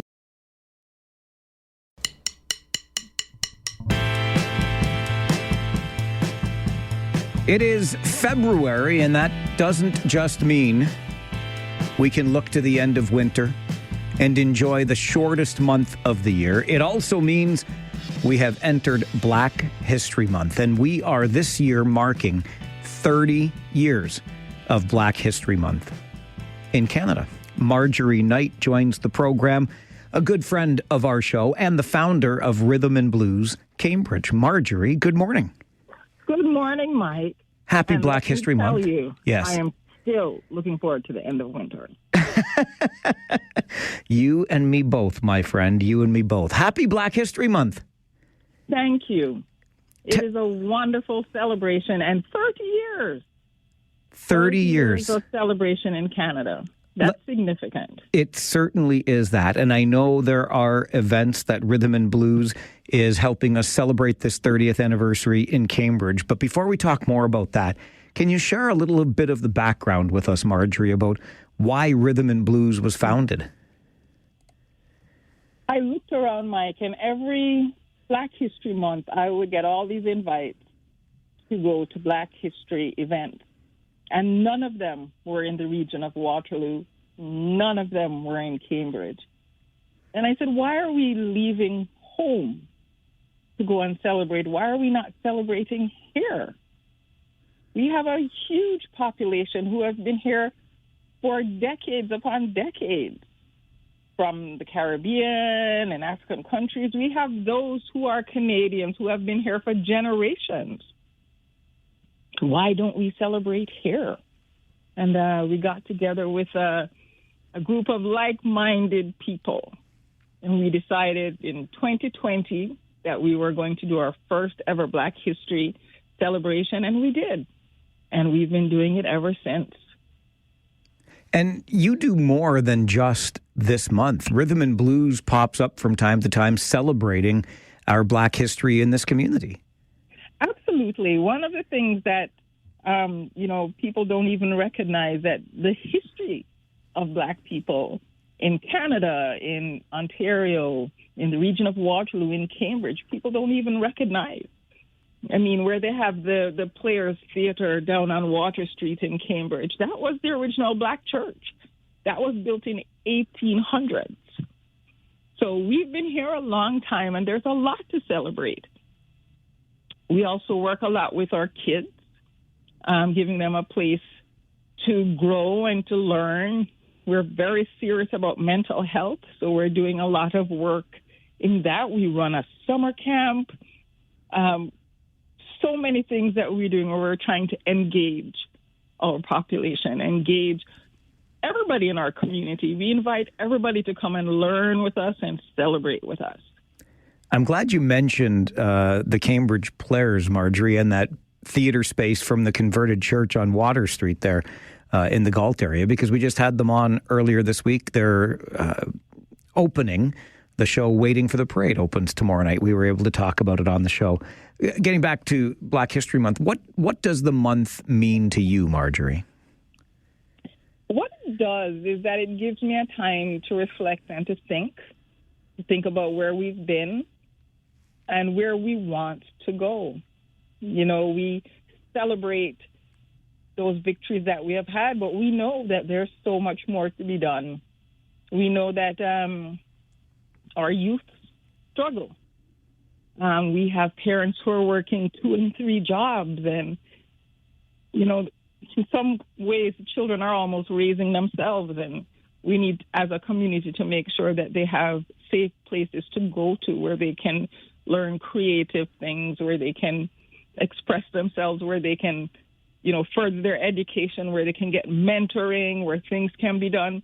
And all of this, you know, it settles on me. And I think about my grandparents and my parents, my siblings and I, and what we have done and the strides we've taken forward, and how do we pass it on? I have a grandchild now. What is she going to learn? What is she going to see? What is she going to do? You know, the future is bright if only we'll celebrate it and push so that our kids have a chance to celebrate way into the future. Speaking of the kids and your grandbaby now, I'm just thinking back on how we started this, Marjorie, talking about this being the 30th anniversary of the celebration of Black History Month in Canada. And on the one hand, you think that's terrific. Let's mark the milestone. On the other hand, you think, geez, 1995, it was only then that we began these celebrations. But maybe, I don't know, maybe there's a good side to that where it feels like this should be so entrenched by now. Maybe we are making progress. And yes, it should really be more than 30 years. But then, you know, when you look back in time, when did women get the vote? When did Black people get the vote? When did Indigenous folk get the vote? You know, these things are all relatively new, and it's crazy when you think about it.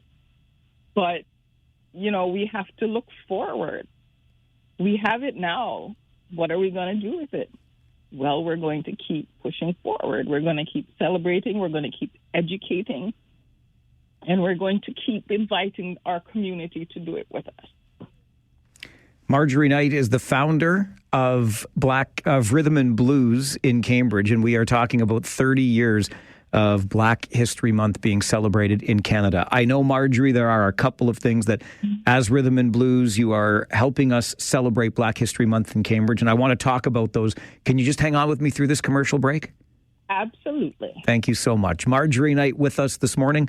30 years of Black History Month here in Canada. We celebrate that on the Mike Farwell Show this morning. This is 570 News Radio and Rogers TV.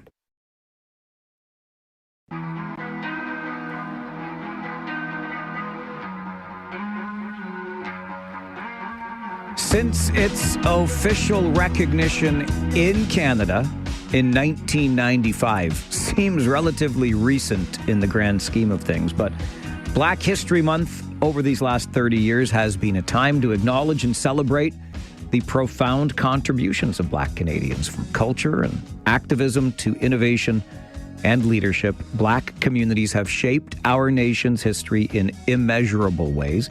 However, this month is also a call to action, a reminder to continue the fight for equity, representation, and justice. And that's exactly what Rhythm and Blues Cambridge helps us to do. Marjorie Knight is its founder and joins us to talk about this 30th anniversary of the marking of Black History Month in Canada and what is coming up in Cambridge. Marjorie, I know there are a couple of events that you are putting on for us to help us all celebrate Black history. Can you tell us what's happening in Cambridge this month?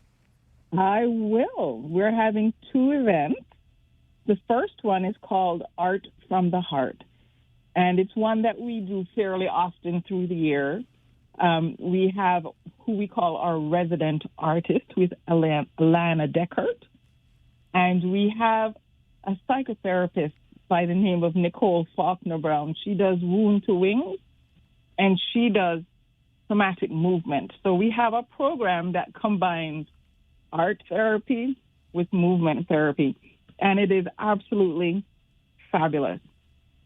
Our art this year is going to be around postcards that we're going to use to make a huge community art project. And we're inviting people to come and participate, because the word is community. Everybody has to participate in order to make this. And then it will go on display at Lang's. We're having it at Lang's Community Health Center on Concession Road in Cambridge. And this is going to be Saturday, February the 15th, 12 p.m. to 3 p.m. And this is everybody, grandma, baby, everybody has an opportunity to do art and to move and to learn about your body and how you move it and how it helps you heal. So this is going to be fabulous. We do this all through the year, and in fact, we even go into the women's prison and do art from the heart. It's been a really popular program of ours. And of course, we will be having our Black History Month celebration 2025. It's a day of culture, connection, and community. It's going to be this year at the library, but at the Hespeler Library this time, as we've decided we would move around Cambridge and give people of different areas even a better chance to get there. So this is going to be Saturday, February the 22nd, 11 a.m. to 4 p.m. We have the food. We're going to have a steel band. We're going to have trivia contests. We have prizes and surprises. We have authors that are going to be reading their books. We have gifts galore to give away. And we're just waiting for you to come and celebrate with us on Saturday the 22nd at the Hespeler Library. Is there any cost to either of these events, Marjorie? There are no costs. We firmly believe that cost is a barrier to most people. And if we want people to bring their families, it adds up too quickly. So all of our events are free. You are welcome to come, participate, eat some food, sit in community, and enjoy each other's company. There is no cost. Should we register? Is there a limited number of spaces at either event? We recommend that people register. We have Eventbrite, and you can register on there. Mostly because we want to, get an idea of how much food we need to have there, because, Ira Meyer needs to make sure he has enough of that good stuff. But we will not turn you away. It strikes me, Marjorie, as you talk about, the gifts that will be present on the 22nd at the Hespeler branch of the library, the food that's being made available. This must speak to the support that you have found within the community of Cambridge for rhythm and blues since starting it all those years ago. And we have received funding from the Upstream Fund, from Hallman, from the City of Cambridge, from Toyota. We've had so many different people come forward and help us to fund these things. Because without the funding, we can't do what we do. And we're very grateful for our community for standing up for us. Looking forward to another celebration of our Black history, thanks to Rhythm and Blues in Cambridge. Marjorie, thank you so much for being on the show this morning. Thank you for having me, Mike. As always, it's a pleasure to be here. Enjoy the rest of your day. Bye-bye. Bye. Marjorie Knight is the founder of Rhythm and Blues Cambridge. This year, 2025, marks 30 years since we began to commemorate Black History Month in Canada. And thanks to Rhythm and Blues, a couple of absolutely free events are being put on. Not this coming Saturday, but the following two. So Saturday, the 15th of February from noon until 3, it's Art from the Heart, Our Stories, Our Strength at Lang's Community Health Center on Concession Road. And then on the 22nd, Saturday, from 11 until 4, it is a day of culture, connection, and community at the Cambridge Public Library Hespeler location on Tannery Street. If you Google Rhythm and Blues Cambridge, you can find the Eventbrite link to register for each of those just so they can manage the numbers and make sure enough is there. But regardless, marking Black History Month, Canada now has marked it for 30 years, and Rhythm and Blues makes sure it is an all-inclusive, anyone can enjoy and participate community-wide celebration in Cambridge this year. This is the Mike Farwell Show on 570 News Radio and Rogers TV.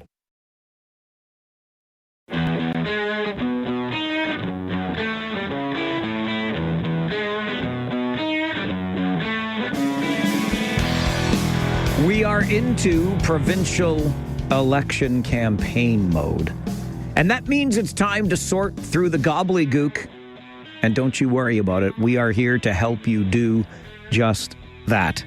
For example, if I can share with you, we're going to hear so much more of this between now and the 27th of February when we cast our ballots. But the media release just this morning, little over an hour ago, from the Ontario Liberal campaign, which is promising to fix Ford's healthcare and transit failures in Kitchener. The commitments to reverse those failures of Doug Ford include expansion of the ION LRT system by adding 17 kilometers of rapid transit from Fairway Station in Kitchener to downtown Cambridge, seamlessly connecting Waterloo Region's urban centers. Look, we all know that phase 2 of light rail transit is critically important to us here.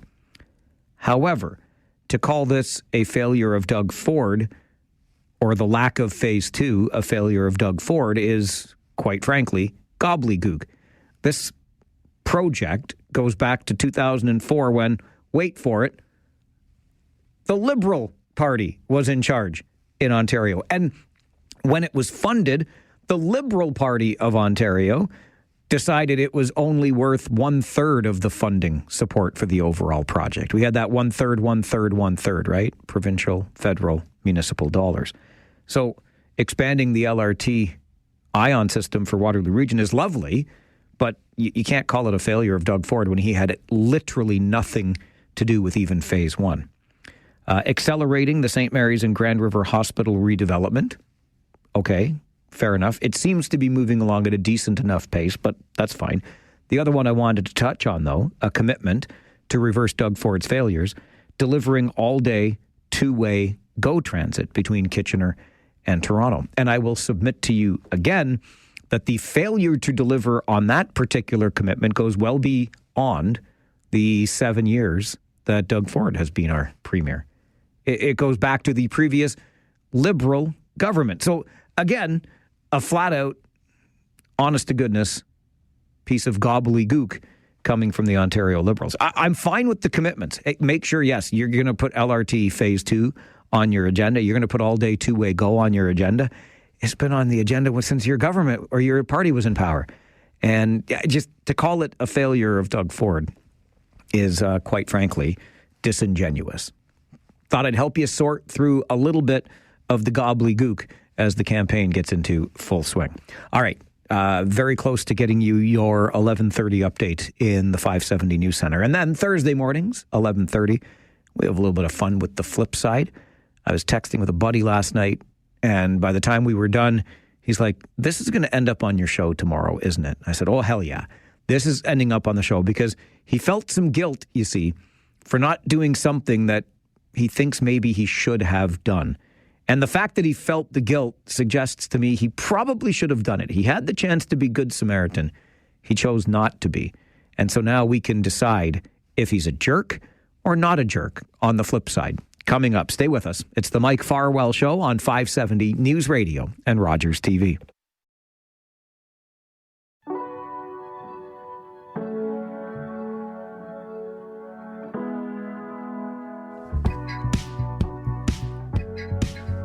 The Flip Side is something we do every Thursday morning at 11:30. Give us a little bit of a break from the heavier stuff that we sometimes deal with on the show. You know, like the President of the United States. He can increase our anxiety and or our blood pressure from time to time. So let's take a break from that sort of thing and have a little bit of fun. Sometimes even at the expense of my good friends, because That's the way it goes. I've been doing this long enough and they know me well enough to know, and I remind them frequently, everything is show prep. So when we're hanging out or something happens, the wheels are always spinning. Is this something we could talk about on the show? And sometimes we'll even be, in the midst of something, they're like, Farwell, you can't talk about this one. But this one, I can and will, because I got a text from a buddy last night because he was feeling a little bit guilty. He thought he let down his fellow citizen here in the region of Waterloo. And for me, I think, so I'll just share right off, the fact that he felt so guilty enough to text me and ask me if he had done something wrong or if he should feel guilty, I think we already have the answer to our question. However, I'll put it to you, and we can find out if I have jerks for friends or maybe he made the right call. So it's pretty simple, really. He's out last night, finishes a late workout, pops into a big box store just before closing, gets the one thing he needs, comes back out into the massive parking lot. And this is like around 10 o'clock last night, just to put it in perspective, okay? So it's dark, it's cold, it's February, it's late. Add up all of those things if you want. But what he notices in the parking lot is a woman outside her car kicking at the tire, and he assumes, oh, she's got a flat. And then he's got the dilemma. It's late. I've finished my work day. It's cold. It's dark. This woman probably has a flat or some sort of issue with the car. Do I go over and help? Should I help change that flat tire? And then, of course, he's running through in his head, can I even change a flat tire? When's the last time I changed a flat tire? Ultimately, he decides that his day is done. He has no obligation here. He's just going to get into his car and go home. And that's what he did. However, he got in his car and went home and then texted me the story. And so I'm like, okay, let's just get this straight. So you feel some guilt, and I get that, right? An opportunity to help somebody, you passed on the opportunity for reasons like they make sense. They're on the surface, seems sensible. But you're feeling guilty enough that you have to check in with me to see if you should feel guilty. Like, did you do something wrong here? I don't know that I would put it that way, that he committed some horrible mortal sin. But I think the answer is, yeah, you are obligated as a member of this fine community that we live in to help out in this regard. And I will also add to that, late, dark, cold, end of workday, my effort to helping out may have been going over, checking in on it, and hey, can I wait with you while we call for, don't you have CAA? I don't know if I'm getting down on hands and knees either and changing the actual tire if indeed it was flat. My buddy never even found out if the tire was flat. But I think that, yes, the very fact that he felt as guilty as he felt means that he knows he should have helped out. So what say you on this? Should my buddy have helped out this motorist stranded in the parking lot of a big box store? 519-570-2545. Star 570 and 1-800-570-5715. I couldn't help recall, I don't know, a year or two ago with my previous vehicle. Well, it's got to be more than a year now because I've had my new one for a year. But anyway, and it was having some phantom electricity issues and it would just randomly not start. And I left work one day here at the boardwalk and my car wouldn't start. And I approached two different people. I've got the jumper cables. Hey, will you give my car a boost? No. One guy was just sitting in his truck on his phone and they wouldn't boost my car. And a lot of you said, well, you can't just boost for anybody. It might damage the electronics in your own car. I'm like, really though? Really? But that's a boost. If you want to have the concern over the electronics or somebody doing it wrong and damaging your car, that's one thing. This was changing a flat. Surely we could help somebody, right? Let me know what you think about this. Francis, good morning. Good morning, Mike. How are you today? I'm doing very well, thank you, sir. How are you? Very good. Good. Mine is kind of a little long here. I agree with your buddy for not stopping to change the tire, but I would have went down the parking lot a little further and says, can I send somebody over to help you? And the reason why, many years ago, I and another buddy, we were going out through the prairies. And there was this person sitting there at the side of the road. It was kind of hilly and what have you.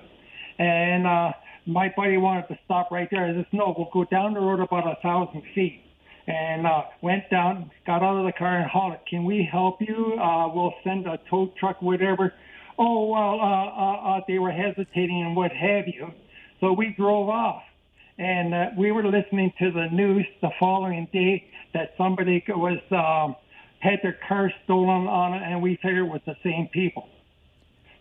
So that's why I would hesitate about as far as helping.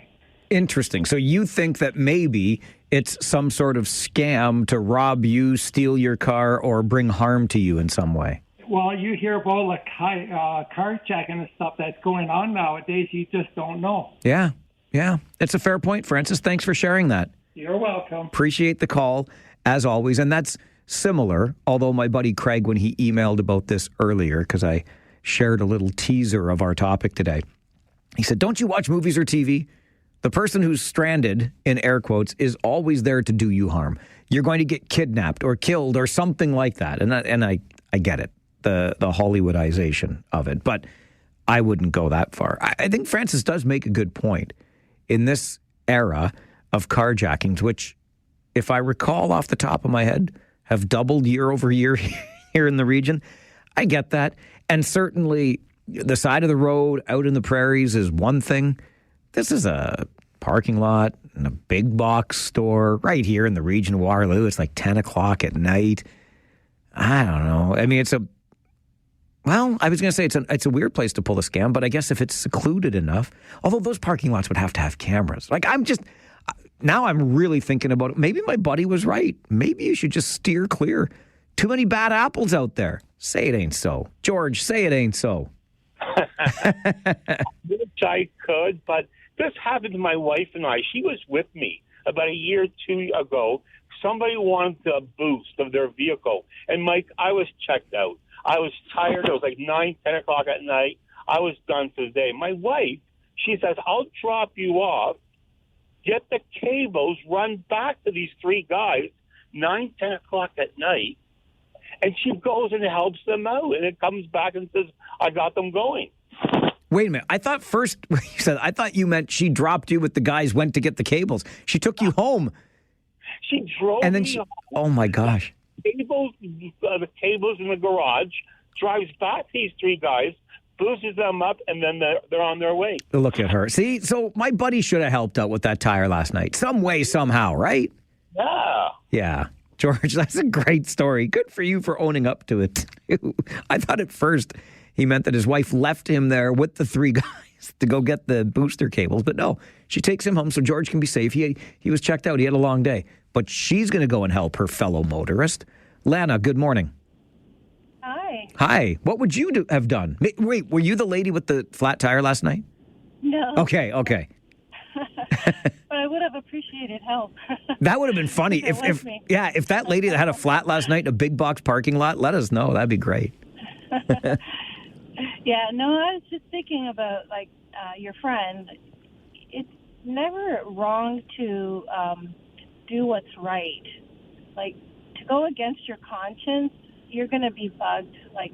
Just do what's right, even if it takes some of your time and effort and makes you be a little less lazy. I really like the way you said that. It's never wrong to do what's right. And you're right, too, Lana, about his conscience, because he felt guilty enough that by the time he got home, he was texting me to find out if he should feel guilty. Yeah. I mean, I've done stupid things like that, too, where it was like I should have just not been lazy and helped people. But because of time constrictions, I didn't. And, my conscience is pricked then, it bothers me. And it's like, well, I should have just taken the time. Everything else can wait. People need help. We all need help. Nobody goes through life unscathed. That is also an excellent point. Appreciate the call, Lana. Thank you. Okay. Everybody needs help once in a while. And maybe if you are the one that has the opportunity to provide that help, you take it. Zoltan, what do you think? Let me preface this. Okay. I was at a grocery store a few weeks ago, and this little old lady with her cart was going up to a bus stop. Well, the bus driver looked at her, and she was waving her hand, and he just took off. Well, I haven't given a ride to anyone for a long time because it's just not the thing to do anymore. So I said, oh, the heck with it. I took her cart, put her in the back of the truck, and I gave her a ride home. You took the whole shopping cart? Well, no. It was one of those small tools. Oh, okay. I get you. Yeah. Anyway, that would be a no-brainer doing the car for the lady, especially if it was in an open area. If it was dark, she was just as scared as anyone else could be, People watch too many darn movies. I think you might be right, Zoltan. And I've helped people who actually have had dirty clothes and said, look, I'll hop in the back of your truck and give me a ride if you could. Well, there's so many good people in the world and so few bad people, and we just play on the badness of everybody. Yes, I would have helped her, and I would have told her that the left wheel would have turned the nuts the different way from the right wheel, because most people don't know. There you go. Okay, thank you. Bye-bye. Thanks, Zoltan. I appreciate that. That's a good point, right? Again, I understand the trepidation because of what's been in the news and carjackings and how many of them have been, but chances are, odds are, and I don't want, you're going to end up in trouble one day, you're going to blame Farwell for saying, but play the odds, truly. Was that person, and Zoltan makes a good point, open space, big parking lot, big box store, 10 o'clock at night, that's a hell of an elaborate scam, isn't it? I think my buddy should have helped. At minimum, you just go over and wait until the tow truck gets there. But just change the tire, right? This is the flip side. Want to hear your thoughts. Did he do the right thing or the wrong thing by leaving the lady with the flat in the parking lot? It's the Mike Farwell Show, 570 News Radio and Rogers TV. So my buddy's leaving a big box store late last night, just after close. He popped in for one thing after his late night workout, sees a woman in another part of the parking lot kind of kicking at the left front tire of her vehicle. He figures, she's probably got a flat. Do I help? Do I not help? And to get to the end of the story, he got in his car, drove home. Did not help. Texted me later. I think I might have done the wrong thing. He was feeling some guilt. I thought, well, if you're feeling guilt, then you probably know that you did the wrong thing. But I thought I'd ask what you would do. Did my buddy do the wrong thing? 519-570-2545, star 570, 1-800-570-5715. Phil sends me an email to Mike at 570news.com. Gets pretty spiritual. I think of that song, What If God Were One of Us? I would never turn down a stranded person pilgrim in case it's a test from above. All right, Phil, we know your answer. Rob, what about you? Well, Mike, I think yes and no. But he would have been better to even, call the police. Just say, I see a woman in distress. And then once they arrived, he should have waited. And then went over and then seen if she had a tow truck on the way. And if he had, CAA, offer to call CAA to help her. Because, I wouldn't be so ready to do it myself. Just go over and do it. Because you never know if it's a setup for a carjacking or anything else. So that's the whole thing. I would get authorities, but I would even offer it with my own auto service to have it there. Because what if he left and then found out later on the news that night that this woman was attacked and harmed some way? Yeah, you know what? I think about that because I'm a Spider-Man fan, and that's the whole premise, really, of Spider-Man not stopping the guy who was robbing the wrestling promoter who eventually killed his uncle, right? And Peter Parker always wondered, what if I had stopped the guy as he was running out of that office with the money? I didn't. And then he ends up shooting Uncle Ben. So I'm with Rob. At minimum, I think the least you do is just make sure she's okay and stick around till somebody comes to help. You don't have to necessarily change the tire yourself. Marlene, what do you think? absolutely would have helped her, or at least asked if she has somebody coming to help. And I'm just going to say a quick story, if that's okay. Of course. Where a scenario where I wish that just one human being would have helped me out. And I'm sorry if I get a little upset about it because it still bothers me. Back in August, I live in a side small town where there literally is only one stop sign. And, it's an 80 road going down. And needless to say, I have a young gentleman. I shouldn't even give him that props that he's a gentleman, but a young gentleman behind me, very close. No matter how fast or how slow I went, I couldn't even see him in my rearview mirror. So I decided I don't want to deal with this. I took off. I hit a $120 all the way back, got into town, and do I not see him flying in my rearview mirror? And I'm braking. I'm giving him the brake lights because I'm coming up to a stop sign, and he's not slowing down. And does he not rear end me? So I pull up across the intersection, get out of my car to see if he's okay. He's got no front end on his car left. So I could not see his license plate, and this is the key point. I get out of my car, and as I get out of my car, he yells, "You B," and you brake check me and chases me back to my car. I jump into my car, lock my windows, and he punches out my side window. Oh, my goodness, Marlene. It is 4:30 in the afternoon in August, sun blaring, everything, people driving by me at a stop sign staring, and not one person either took a video, because this is the day and age of videos, stopped to say if I was okay, nothing. He got into his car because he saw me on the phone calling 911 and took off. Do I not have to pay my full insurance, the repairs, and everything, because this kid decided to rear end me being a punk and then punch out my window, and nobody helped? Marlene, I'm so sorry to hear that story. That breaks my heart. Somebody, at middle of the afternoon, beautiful day, should have checked that out for sure. We got to be better than that. Ernie, good afternoon or morning. Oh, man, it's hard to follow that one. Oh, no kidding, eh? So just a quick story. My nephew came down to visit me. This was a few years ago, and I live in a decent, it's not a terrible neighborhood or anything. And he's your typical Texas redneck, big truck, typical. What do you picture in your head? Okay.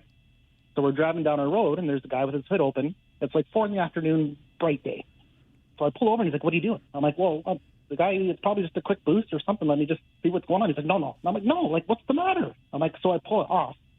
He gets out immediately, starts circling the car, looking all over the place. I'm like, what? I didn't even ask what he was doing. And this guy was fairly new to Canada, could barely speak English. He couldn't get his car going, and so it was basically just the terminals were so bad, so I cleaned up the terminals, and I just kind of said, this is why there was no connection. So it was a simple little fix. And my nephew is just he's nervous. And I get back in the car, and I'm like, I go, dude, what's the matter with you? And he goes, you know how many times there's guys that jump out when you do that? And I'm like, not here, man. Not here. And I'm like, and I go, is this something you're used to? And he's like, and he automatically, he went.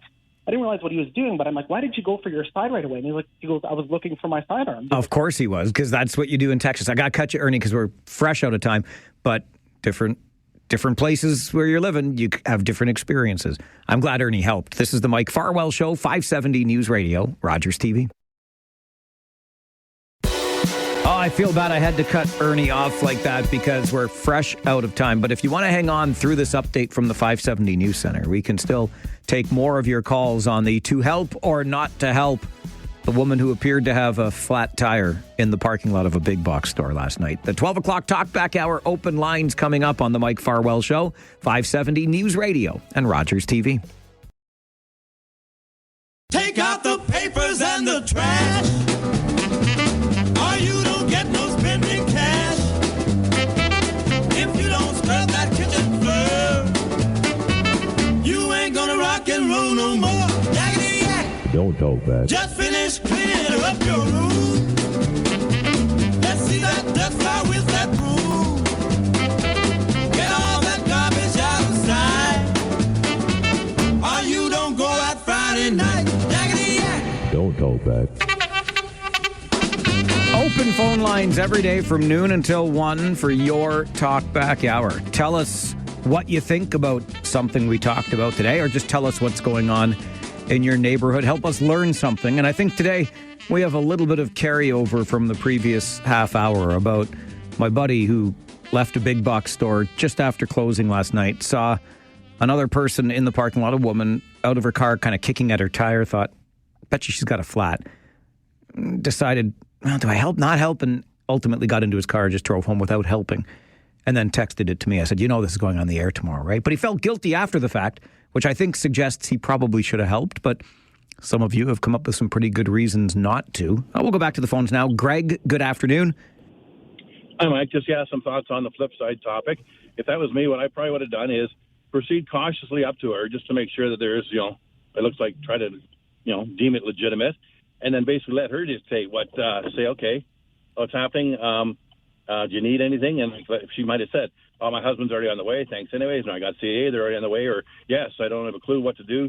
And just let her, and then, let her dictate what's next. And then if it was like, yes, please, can you, stick with me, or I'm okay, rather than try to guess and make all the choices, let them make the call. But I do understand that first caller's hesitancy, too, about just the way this world is nowadays. And on that note, just a different kind of thing, whether someone's in trouble or not. I had more than once at times in my deliveries.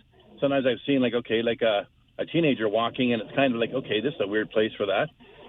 Felt like almost just stopping to say, are you okay? But then in this day and age, I thought, well, hang on, I might get deemed as a luring or predator kind of thing. So almost like it could flip around on me trying to do something nice. And then all of a sudden, it's like, hang on, what are you doing approaching a young kid? So different ways it could go. Yeah, it could, Greg. I appreciate the call. It makes me a little bit sad. I get it. And I think it just goes to show that, we are paying attention. We know rotten things happen sometimes, obviously. But I want to help. I want us to help each other. Grant, good afternoon. Yeah, good afternoon. Well, I would be hesitant too. I had some trouble a while back.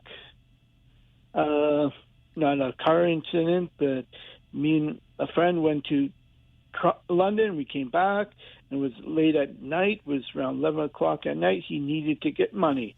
So there was a fella in front of him. He's checking his pocket. No money in his account, supposedly. So he brings this guy out, and I'm thinking, what's he bring this guy out for?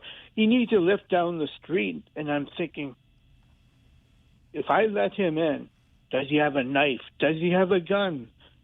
Am I? So I just had to really think really quick and make up some excuse and just drive the heck out over there. And I was shaking, and I lectured my friend, and he still to this day thought he did a good job, and he got so annoyed with me that he got out of the car and he took a bus back home to Kitchener. Back home to Kitchener. Sorry, Grant. It's a little bit of a different story, right? Because that guy wasn't around a stranded car. But I get where you're coming from. You were nervous about helping out. Jersey Bill, good afternoon. Hey, I just I can't help but talk about what's happening in the United States. And I just shake my head. It just seems not only is President Trump seemingly wanting to destroy the very government that he's in charge of, and who knows? I mean, when you try to get rid of the CIA and the FBI, and who knows what he's doing to emergency management organizations when those emergencies happen, whether it's a terrorist attack or a major a problem with the weather, he may find that he doesn't have the very people in place that he needs to do that. And then when you come out and you just throw out, it seems to be just raw meat for Mr. Netanyahu that we'll take over Gaza. Don't worry about it anymore. I have to admit, I've always wanted somebody to take responsibility for the Palestinian people, but this doesn't seem to be what the idea was initially. And the real unfortunate thing is he comes out with these fantastic plans, but he doesn't seem to have talked to people in Congress or other people throughout supposedly the government that he runs to actually come out with a legitimate plan. It's all just top of his head. It's just not the way to run the U.S. government or any government. Billy, I appreciate the call, and I certainly understand, and I would go so far as to say share the concern. Obviously, I'm not in the United States, but Donald Trump is at the top of the highest office in the world and seems to operate in a very whimsical manner. And I'm not sure he is surrounded by the kinds of people that can keep some of this in check. We shall see. At least for now, it sounds like the whole Disney Gaza, if you will, is on the back burner, and rightfully so. We're up against the clock. We'll take a quick break. I want to share a story from Shannon related to our conversation about helping or not helping. And Shannon couldn't get in on the phone, so sent me an email. And it's one of those stories. Like, it's probably worst case scenario if you didn't help, and Shannon didn't. And we'll tell you the story when we come back and take more of your calls on the Talkback Hour. This is the Mike Farwell Show, 570 News Radio and Rogers TV.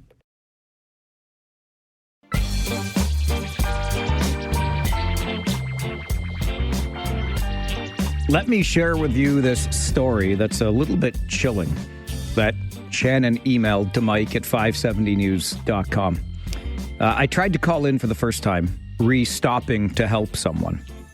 Couldn't get in, lines were so busy. Years ago, while working in a sales role, I was on my way for a call in Guelph on Highway 7. It was an extremely hot day. There was a guy sitting on a suitcase on the side of the road, slumped over. He looked mid-20s. Looked like a hitchhiker. I went past him, thought, what the hell? It's too hot for someone to be out like that. I pulled over a far distance ahead of him and considered turning around. But in the news that day was warnings about a young hitchhiker from BC that was potentially in Ontario, had killed people that picked them up. So, of course, that warning came on while I was pulled over. So I left and went to my sales call. Oh my God, Mike, I still remember driving by the same spot and seeing an ambulance putting a covered body in the back. The young person had passed. All those cars driving past. It still bothers me. I should have stopped or called for a well-being check. That, of course, would be the worst possible outcome from not having helped someone when you had the opportunity. It reminds me of the reference I made in the last half hour. Spider-Man geek over here, right? Spider-Man, Peter Parker, lets the guy who robbed the wrestling promoter run past him. That guy that robbed the wrestling promoter, and Spider-Man, a superhero, didn't stop him. Ultimately goes on and kills Peter Parker's, Spider-Man's Uncle Ben. The moral of the story might be, if you can help, right? Kyle, good afternoon. Oh, sorry, I'm here. Just let me get you off speaker here for a second. Well, again, I'll use the words of your previous caller. It's hard to follow that one up, isn't it? Yeah, that one gets you. Yeah, well, I just wanted to reflect on the helping out thing. And yeah, I've helped a few people change a tire, mostly in my younger 20s when I saw a younger girl, and not for any purpose of getting her number or anything. I'm just a nice guy, so it could have been an old lady or a young girl. But the point is, sometimes it's just not a good opportunity. For instance, I was at an intersection at EB Crest in Bloomingdale, and this lady's tire was obviously getting flat, but not flat. So I ran up to her car thinking, oh, maybe she's going to think I'm going to rob her, but she was nice enough to roll down the window, and I told her tire was flat and she should pull over as soon as possible. Sometimes that's all you can do. As for a week ago, you were talking about this, there was an older lady on, I think it was Larry or Rob Snow talking about it, but this 90-year-old lady lost her newspaper. I shovel driveways, and a lot of times I see newspapers just lying in bags, like, in the middle of the driveway. So I'm not sure how they expect 90-year-olds to get that, or if it's gone missing for 3 days, it's probably in a snowbank. But that's enough for my rant, I suppose. All right, Kyle, thanks for that. I get the newspaper delivered too, and whatever. I'm not a 90-year-old. and I am very fortunate to be able-bodied. So picking up the newspaper from the driveway, often where it lands. Sometimes it actually makes it to the porch. But, Kyle takes me back now. Do you mind, can I be the old guy for a second? Because I like to joke that my very first job in media was delivering the Kitchener-Waterloo Record, which is what it was back then. Afternoon newspaper. So I'd come home from elementary school and go and deliver the 40 or so newspapers around the neighborhood. But this route came with specific instructions about where the person would like the paper left. Does it go in the mailbox? Does it go inside the front door? Does it go to the side door? Wherever it goes, there were instructions. And I always made a point, even when I folded the paper to put it into a traditional, if you will, milk box, I folded it so that the fold would open to the closed side of the door. So when they opened it on the inside of the house, it wouldn't flop down and fall out. It's what us paper boys used to do. They take good care. And it got delivered right to your door. Things have changed. Think of the 90-year-olds maybe next time you're dropping a paper. Andre, good afternoon. Good afternoon, Mike. So much to talk about, but that was a kick in the gut. The 30 last minute. I wonder how your friend's being with you tonight. But he'll get over it, Andre. He's got a thick skin. He'll be fine. Good. Yeah. It happened to us when we bought a new car, and it was old, and we went to Boominville, and it's really dark at night there, and we got screwed over. The car, the radiator blew and everything, but we were stuck on I don't know what that road is. But Andre, who was driving? A good one, my wife. Okay, good. I just wanted to make sure because I gotta be. You always like to remind me that you are not fully sighted. 95%. Legally blind. So if you're at the wheel, I'm really nervous. Okay. So in Breslau, you broke down. Yeah. As soon as we got in the car, the owners jumped out and left us, but it was still worth it. But the thing is we got stuck somewhere dark, and the people were driving by, and we had nothing really to help because we didn't know where we were, blah, blah, blah. So finally a car pulled over behind, and what they did, I was wondering what they were doing, is like, oh, boy. But what they did is they said, okay, an OPP officer is on his way. All right, cool. But then the OPP came, and because he put the lights because it was dark, and then he called a tow truck and got a flatbed from way over there back here. We got the car motor fixed, you know what I mean? But that's my rave about that. All right, Andre. Well, I'm glad to see, again, it doesn't have to necessarily be changing the tire yourself, but with all the technology we have today, like my buddy got home and could text me, just go over, check in. Can I call somebody? Have you called somebody? Can I wait with you till the tow truck gets here? I worry. It makes me sad. I understand your reluctance. I do. Makes me a little bit sad. This is your 12 o'clock Talkback Hour on the Mike Farwell Show today. 570 News Radio, Rogers TV. We'll get right back to the phones, which are busy again today. Love it this way. John, good afternoon. Hespler Johnny, Mike. Hespler Johnny, how are you, buddy? Good. I use a wheelchair or a scooter to get around. I got that fancy gadget in the back of my pickup truck. It's pretty obvious that I'm got some issues. And there isn't a day goes by, Mike, not a single day, where somebody doesn't stop to ask me if I need a hand. I don't, and I didn't always appreciate people asking me, but I sure do now. So keep it up, folks. Love to hear that, Johnny. Thanks for the call. Good to hear. A little bit of restoration of the human spirit here. We're getting a little cynical. Susan, good afternoon. Hi, Michael. It's Susan from Sarnia. Susan, you got to stop saying that. You just devalue yourself right away. I'm sorry. I love me some Sarnia. Let's go. Yeah. Blue Water Bridge, yeah. I went to Walmart and got some washer fluid and was putting it in my car, and 3 men came up to me and said, "Do you know what you're doing?" Now, I wasn't offended. I mean, it was very nice of them. But I think more women need to learn to do those things. Well, yeah, but that might be a little mansplainy there, Susan. I don't know. Were these guys in Sarnia? They weren't around here, were they? No, this was in Sarnia. Yeah. Okay. Okay. But I'm just saying women need to learn how to change a tire and do all that stuff.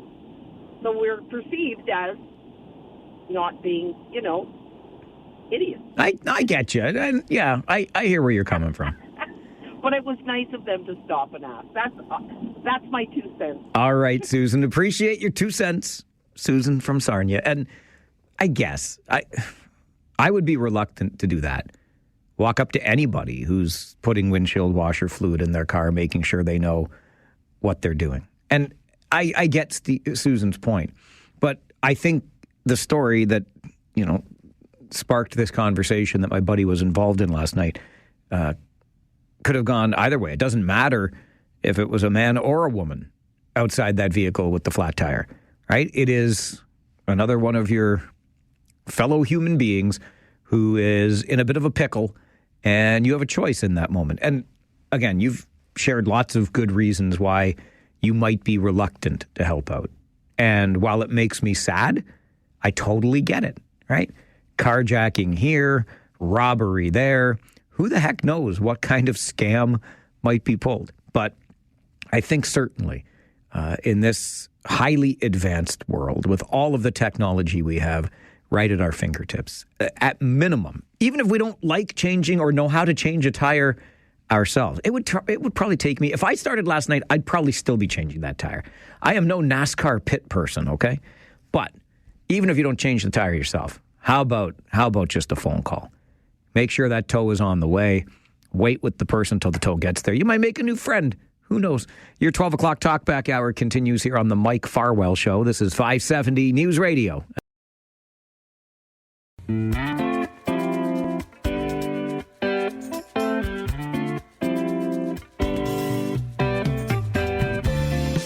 Just like we drew it up, Hutch delivers the news. I clean up my dishes like a good little boy, keep the workplace tidy, and get right back to taking your phone calls on the Talkback Hour. Narayan, good afternoon. Good afternoon, Mike. How are you doing? I'm fine, thank you. How are you? Good. Good. Yeah, so, as I was listening, it reminded me of a situation I had a few years back. So I was driving from Guelph to Kitchener, and I ended up in a ditch. So I stayed there for a while. I called for help and whatnot. And the tow truck came, realized that I was not the right guy, so to speak. He left me right there. And all of a sudden, a few minutes after, and I'm speaking this story for a purpose, I'm a person of color, and it was midnight, and there was a white girl, a white woman. She stopped. She didn't know me. I didn't know her.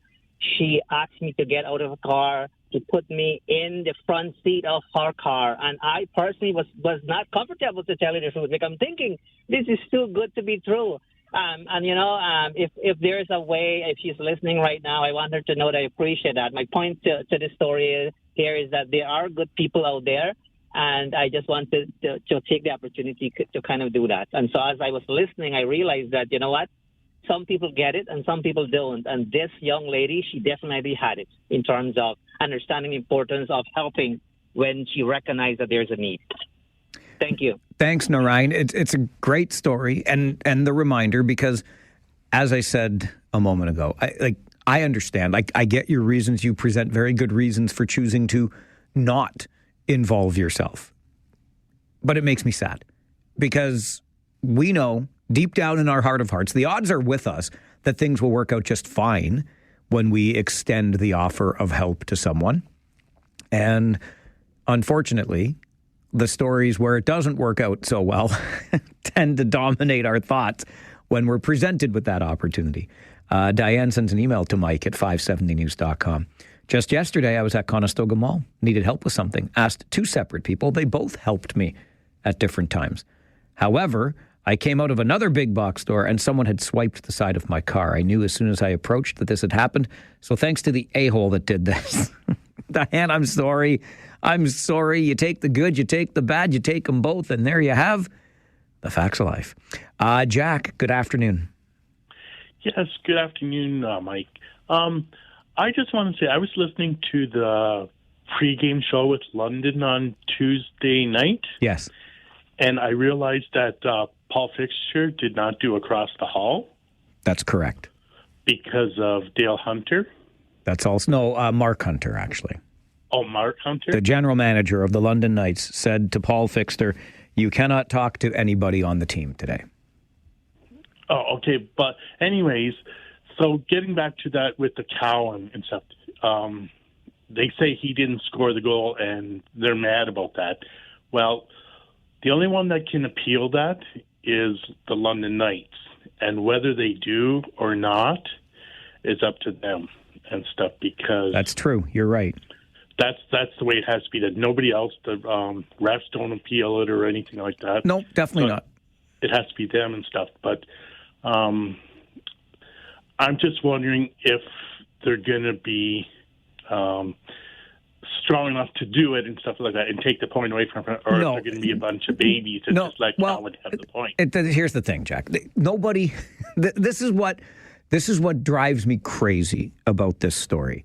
And if the London Knights little puppet who lives in this region is listening, nobody ever one time asked for or advocated for or demanded that the point be taken away from Easton Cowan. Nobody. All that was said was, upon seeing a video of the highlight of the goal in Kitchener where Easton Cowan was awarded an assist, it looked like he didn't actually get the assist. The video seems to suggest Easton Cowan did not get an assist, which would have meant the end of his point streak. That's all. A couple of people, well, more than a couple, but both Paul Fixter and I both saw the video and thought, that doesn't look like it was Easton Cowan's assist. Oh, well. And we said that because we'll tell you what we think. And that was it. We didn't take the video and demand that the league make a change. We didn't go to the London Knights and say, you're cheating. You better fix this. Nothing. We just said, that's it. We thought that the assist should have gone to somebody else. End of story. And 3 weeks later, you're in London and the general manager of the hockey club prevents you from doing your job, breaking OHL rules for media access because he's got a bee in his bonnet about that.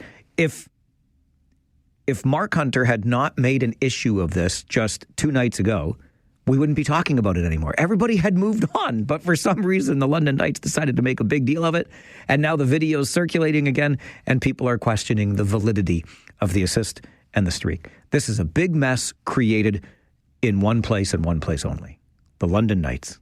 They made this mess. They could have just left it alone and let Fixie do his interview the other night. But nope, they got to be, I don't know what they're trying to be. But anyway, it drives me nuts. It's the dumbest thing. Joe, good afternoon. Afternoon, Mike. Do you ever wake up in the morning and wonder if Joe, you're cutting out terribly. Do I ever wake up in the morning and wonder what? If you're living in the Twilight Zone. Oh, I know I'm living in the Twilight Zone, pal.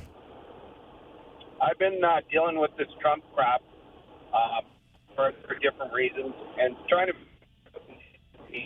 All right, Joe, I'm gonna have to ask you to call me back on a better phone, or when you're in. Joe's probably somewhere between his cottage in Port Elgin and the region of Waterloo, and I love that, and I'm jealous about it. But something about Trump crap and then static. So, Joseph, when you're back in a better cell area, give us a call back. It's your 12 o'clock Talkback Hour, Mike Farwell Show, 570 News Radio and Rogers TV.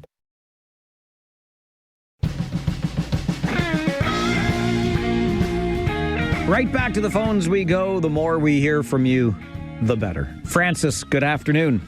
Yeah, it's Francis. Of course, I would not from this all, but when I was in Kitchener, coming back from Good Life on King Street, so that's a number of years ago, walking up Queen Street right beside the library. Now, it's really snowing really bad, and everything's full of ice. I heard kind of a moaning and groaning, so I thought, I'll listen a little bit, then I heard some more, so I walked over to this figure laying down, and I thought, oh, this must be a drunk.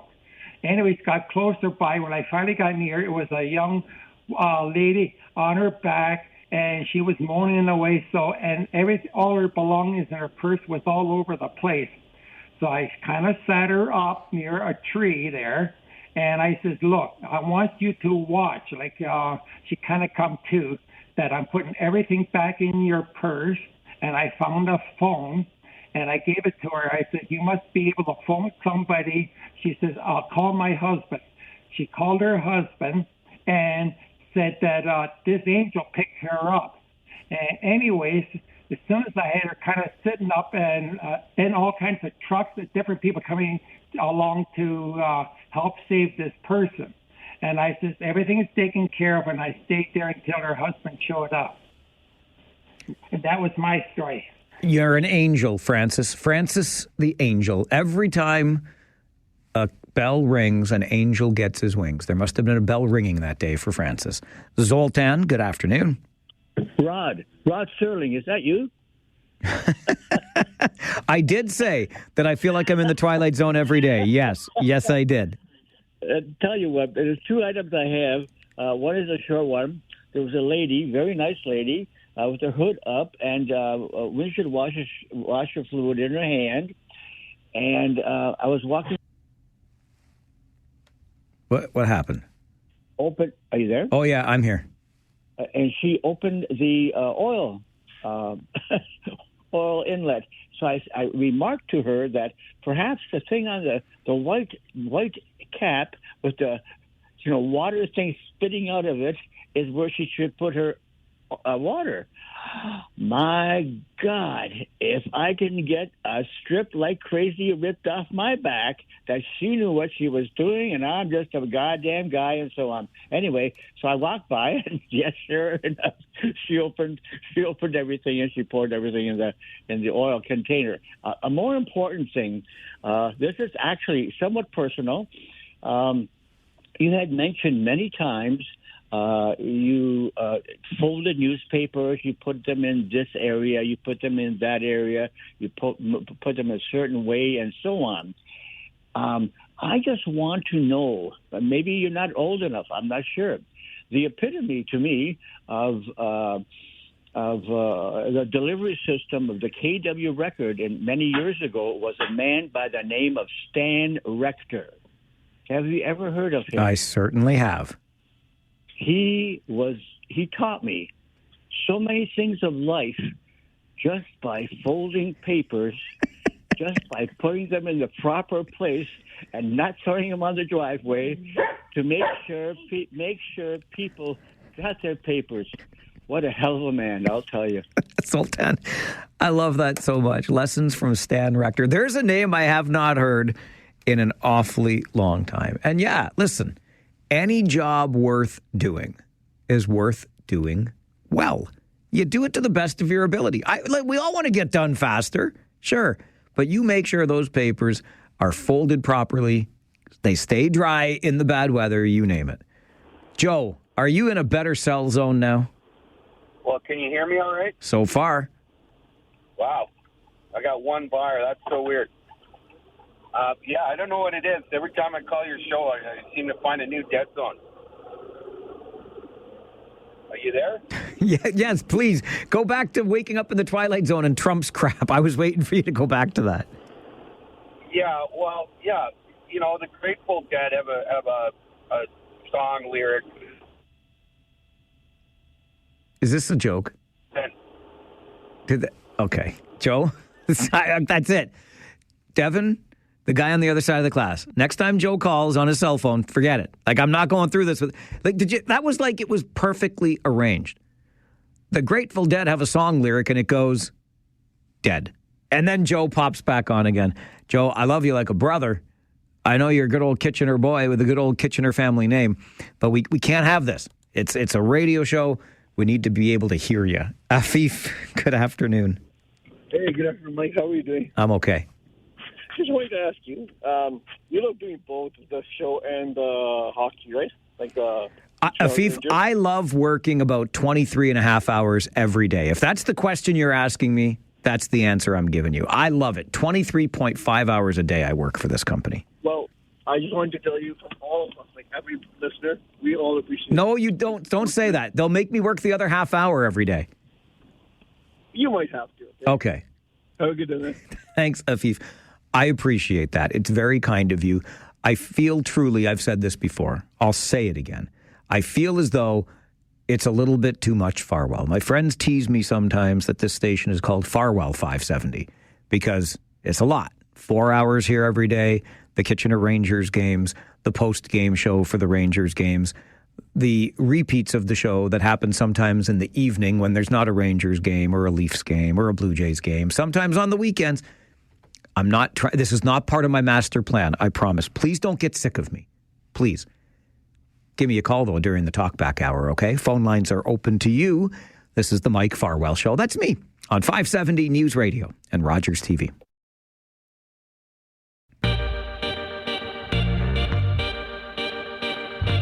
Four minutes away from 1 o'clock, at which time we will get you an update in the 570 News Center. And then Rob Snow standing by with Now You Know. We continue our Talkback Hour.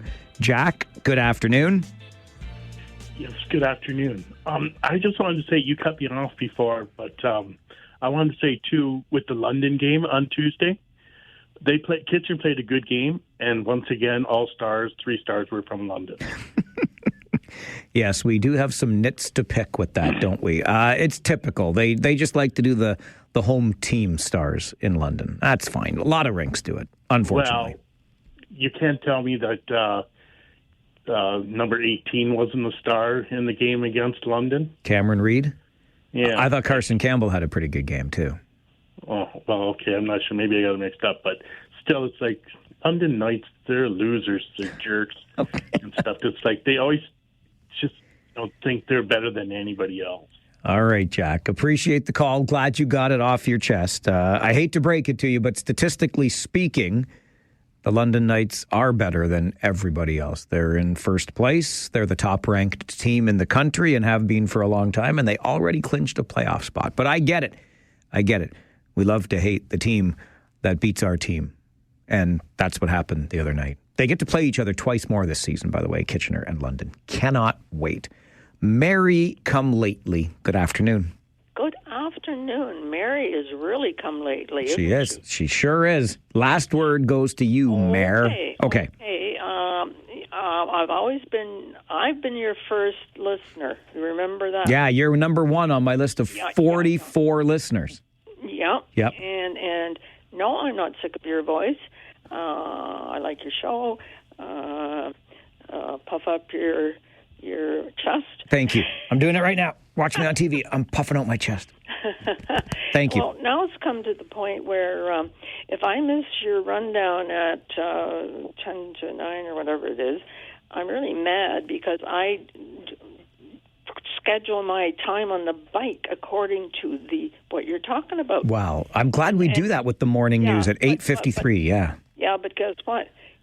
I'm in competition with my husband now because he can't walk very well, and so I have to slot my time in more. What are you competing with him for? Listening to the show? No, for the bike For the time. bike. Oh, okay. For the bike time. Hey, Well, listen. I'm slotted in for here. You find some other time. You are a happily married couple. I'm sure you figured out how to compromise. We are. Good. Have a great evening. Thank you, Mary. You too. Happy pedaling. Mary likes to listen while she's on her stationary bike. Mary, and I'm not shy about saying this because she has shared it with us, is 80 years young, and she pedals that little bike while she listens to this show every day. And now she has to compromise with her husband to make sure they both can get time in the saddle. You keep exercising. We'll have you around for another 80 years, Miss Mary. All right, that is the time we have for the show today. Tomorrow being our Friday program, we'll have our Friday 4 roundtable to talk about the big stories of the week. Donald Trump will dominate. Maybe some stuff, probably some stuff about the provincial election. Free Phones Friday, part of our Friday show. The Coaches Show. Rangers head coach UC Ahokas will be here with us. Council Chambers sends us to Kitchener to check in with Councillor Io Owaduni, and lots more coming up on your program tomorrow, which will get underway at 9 a.m. Devin Robertson is our guy on the other side of the glass. My name is Mike Farwell. Bye for now.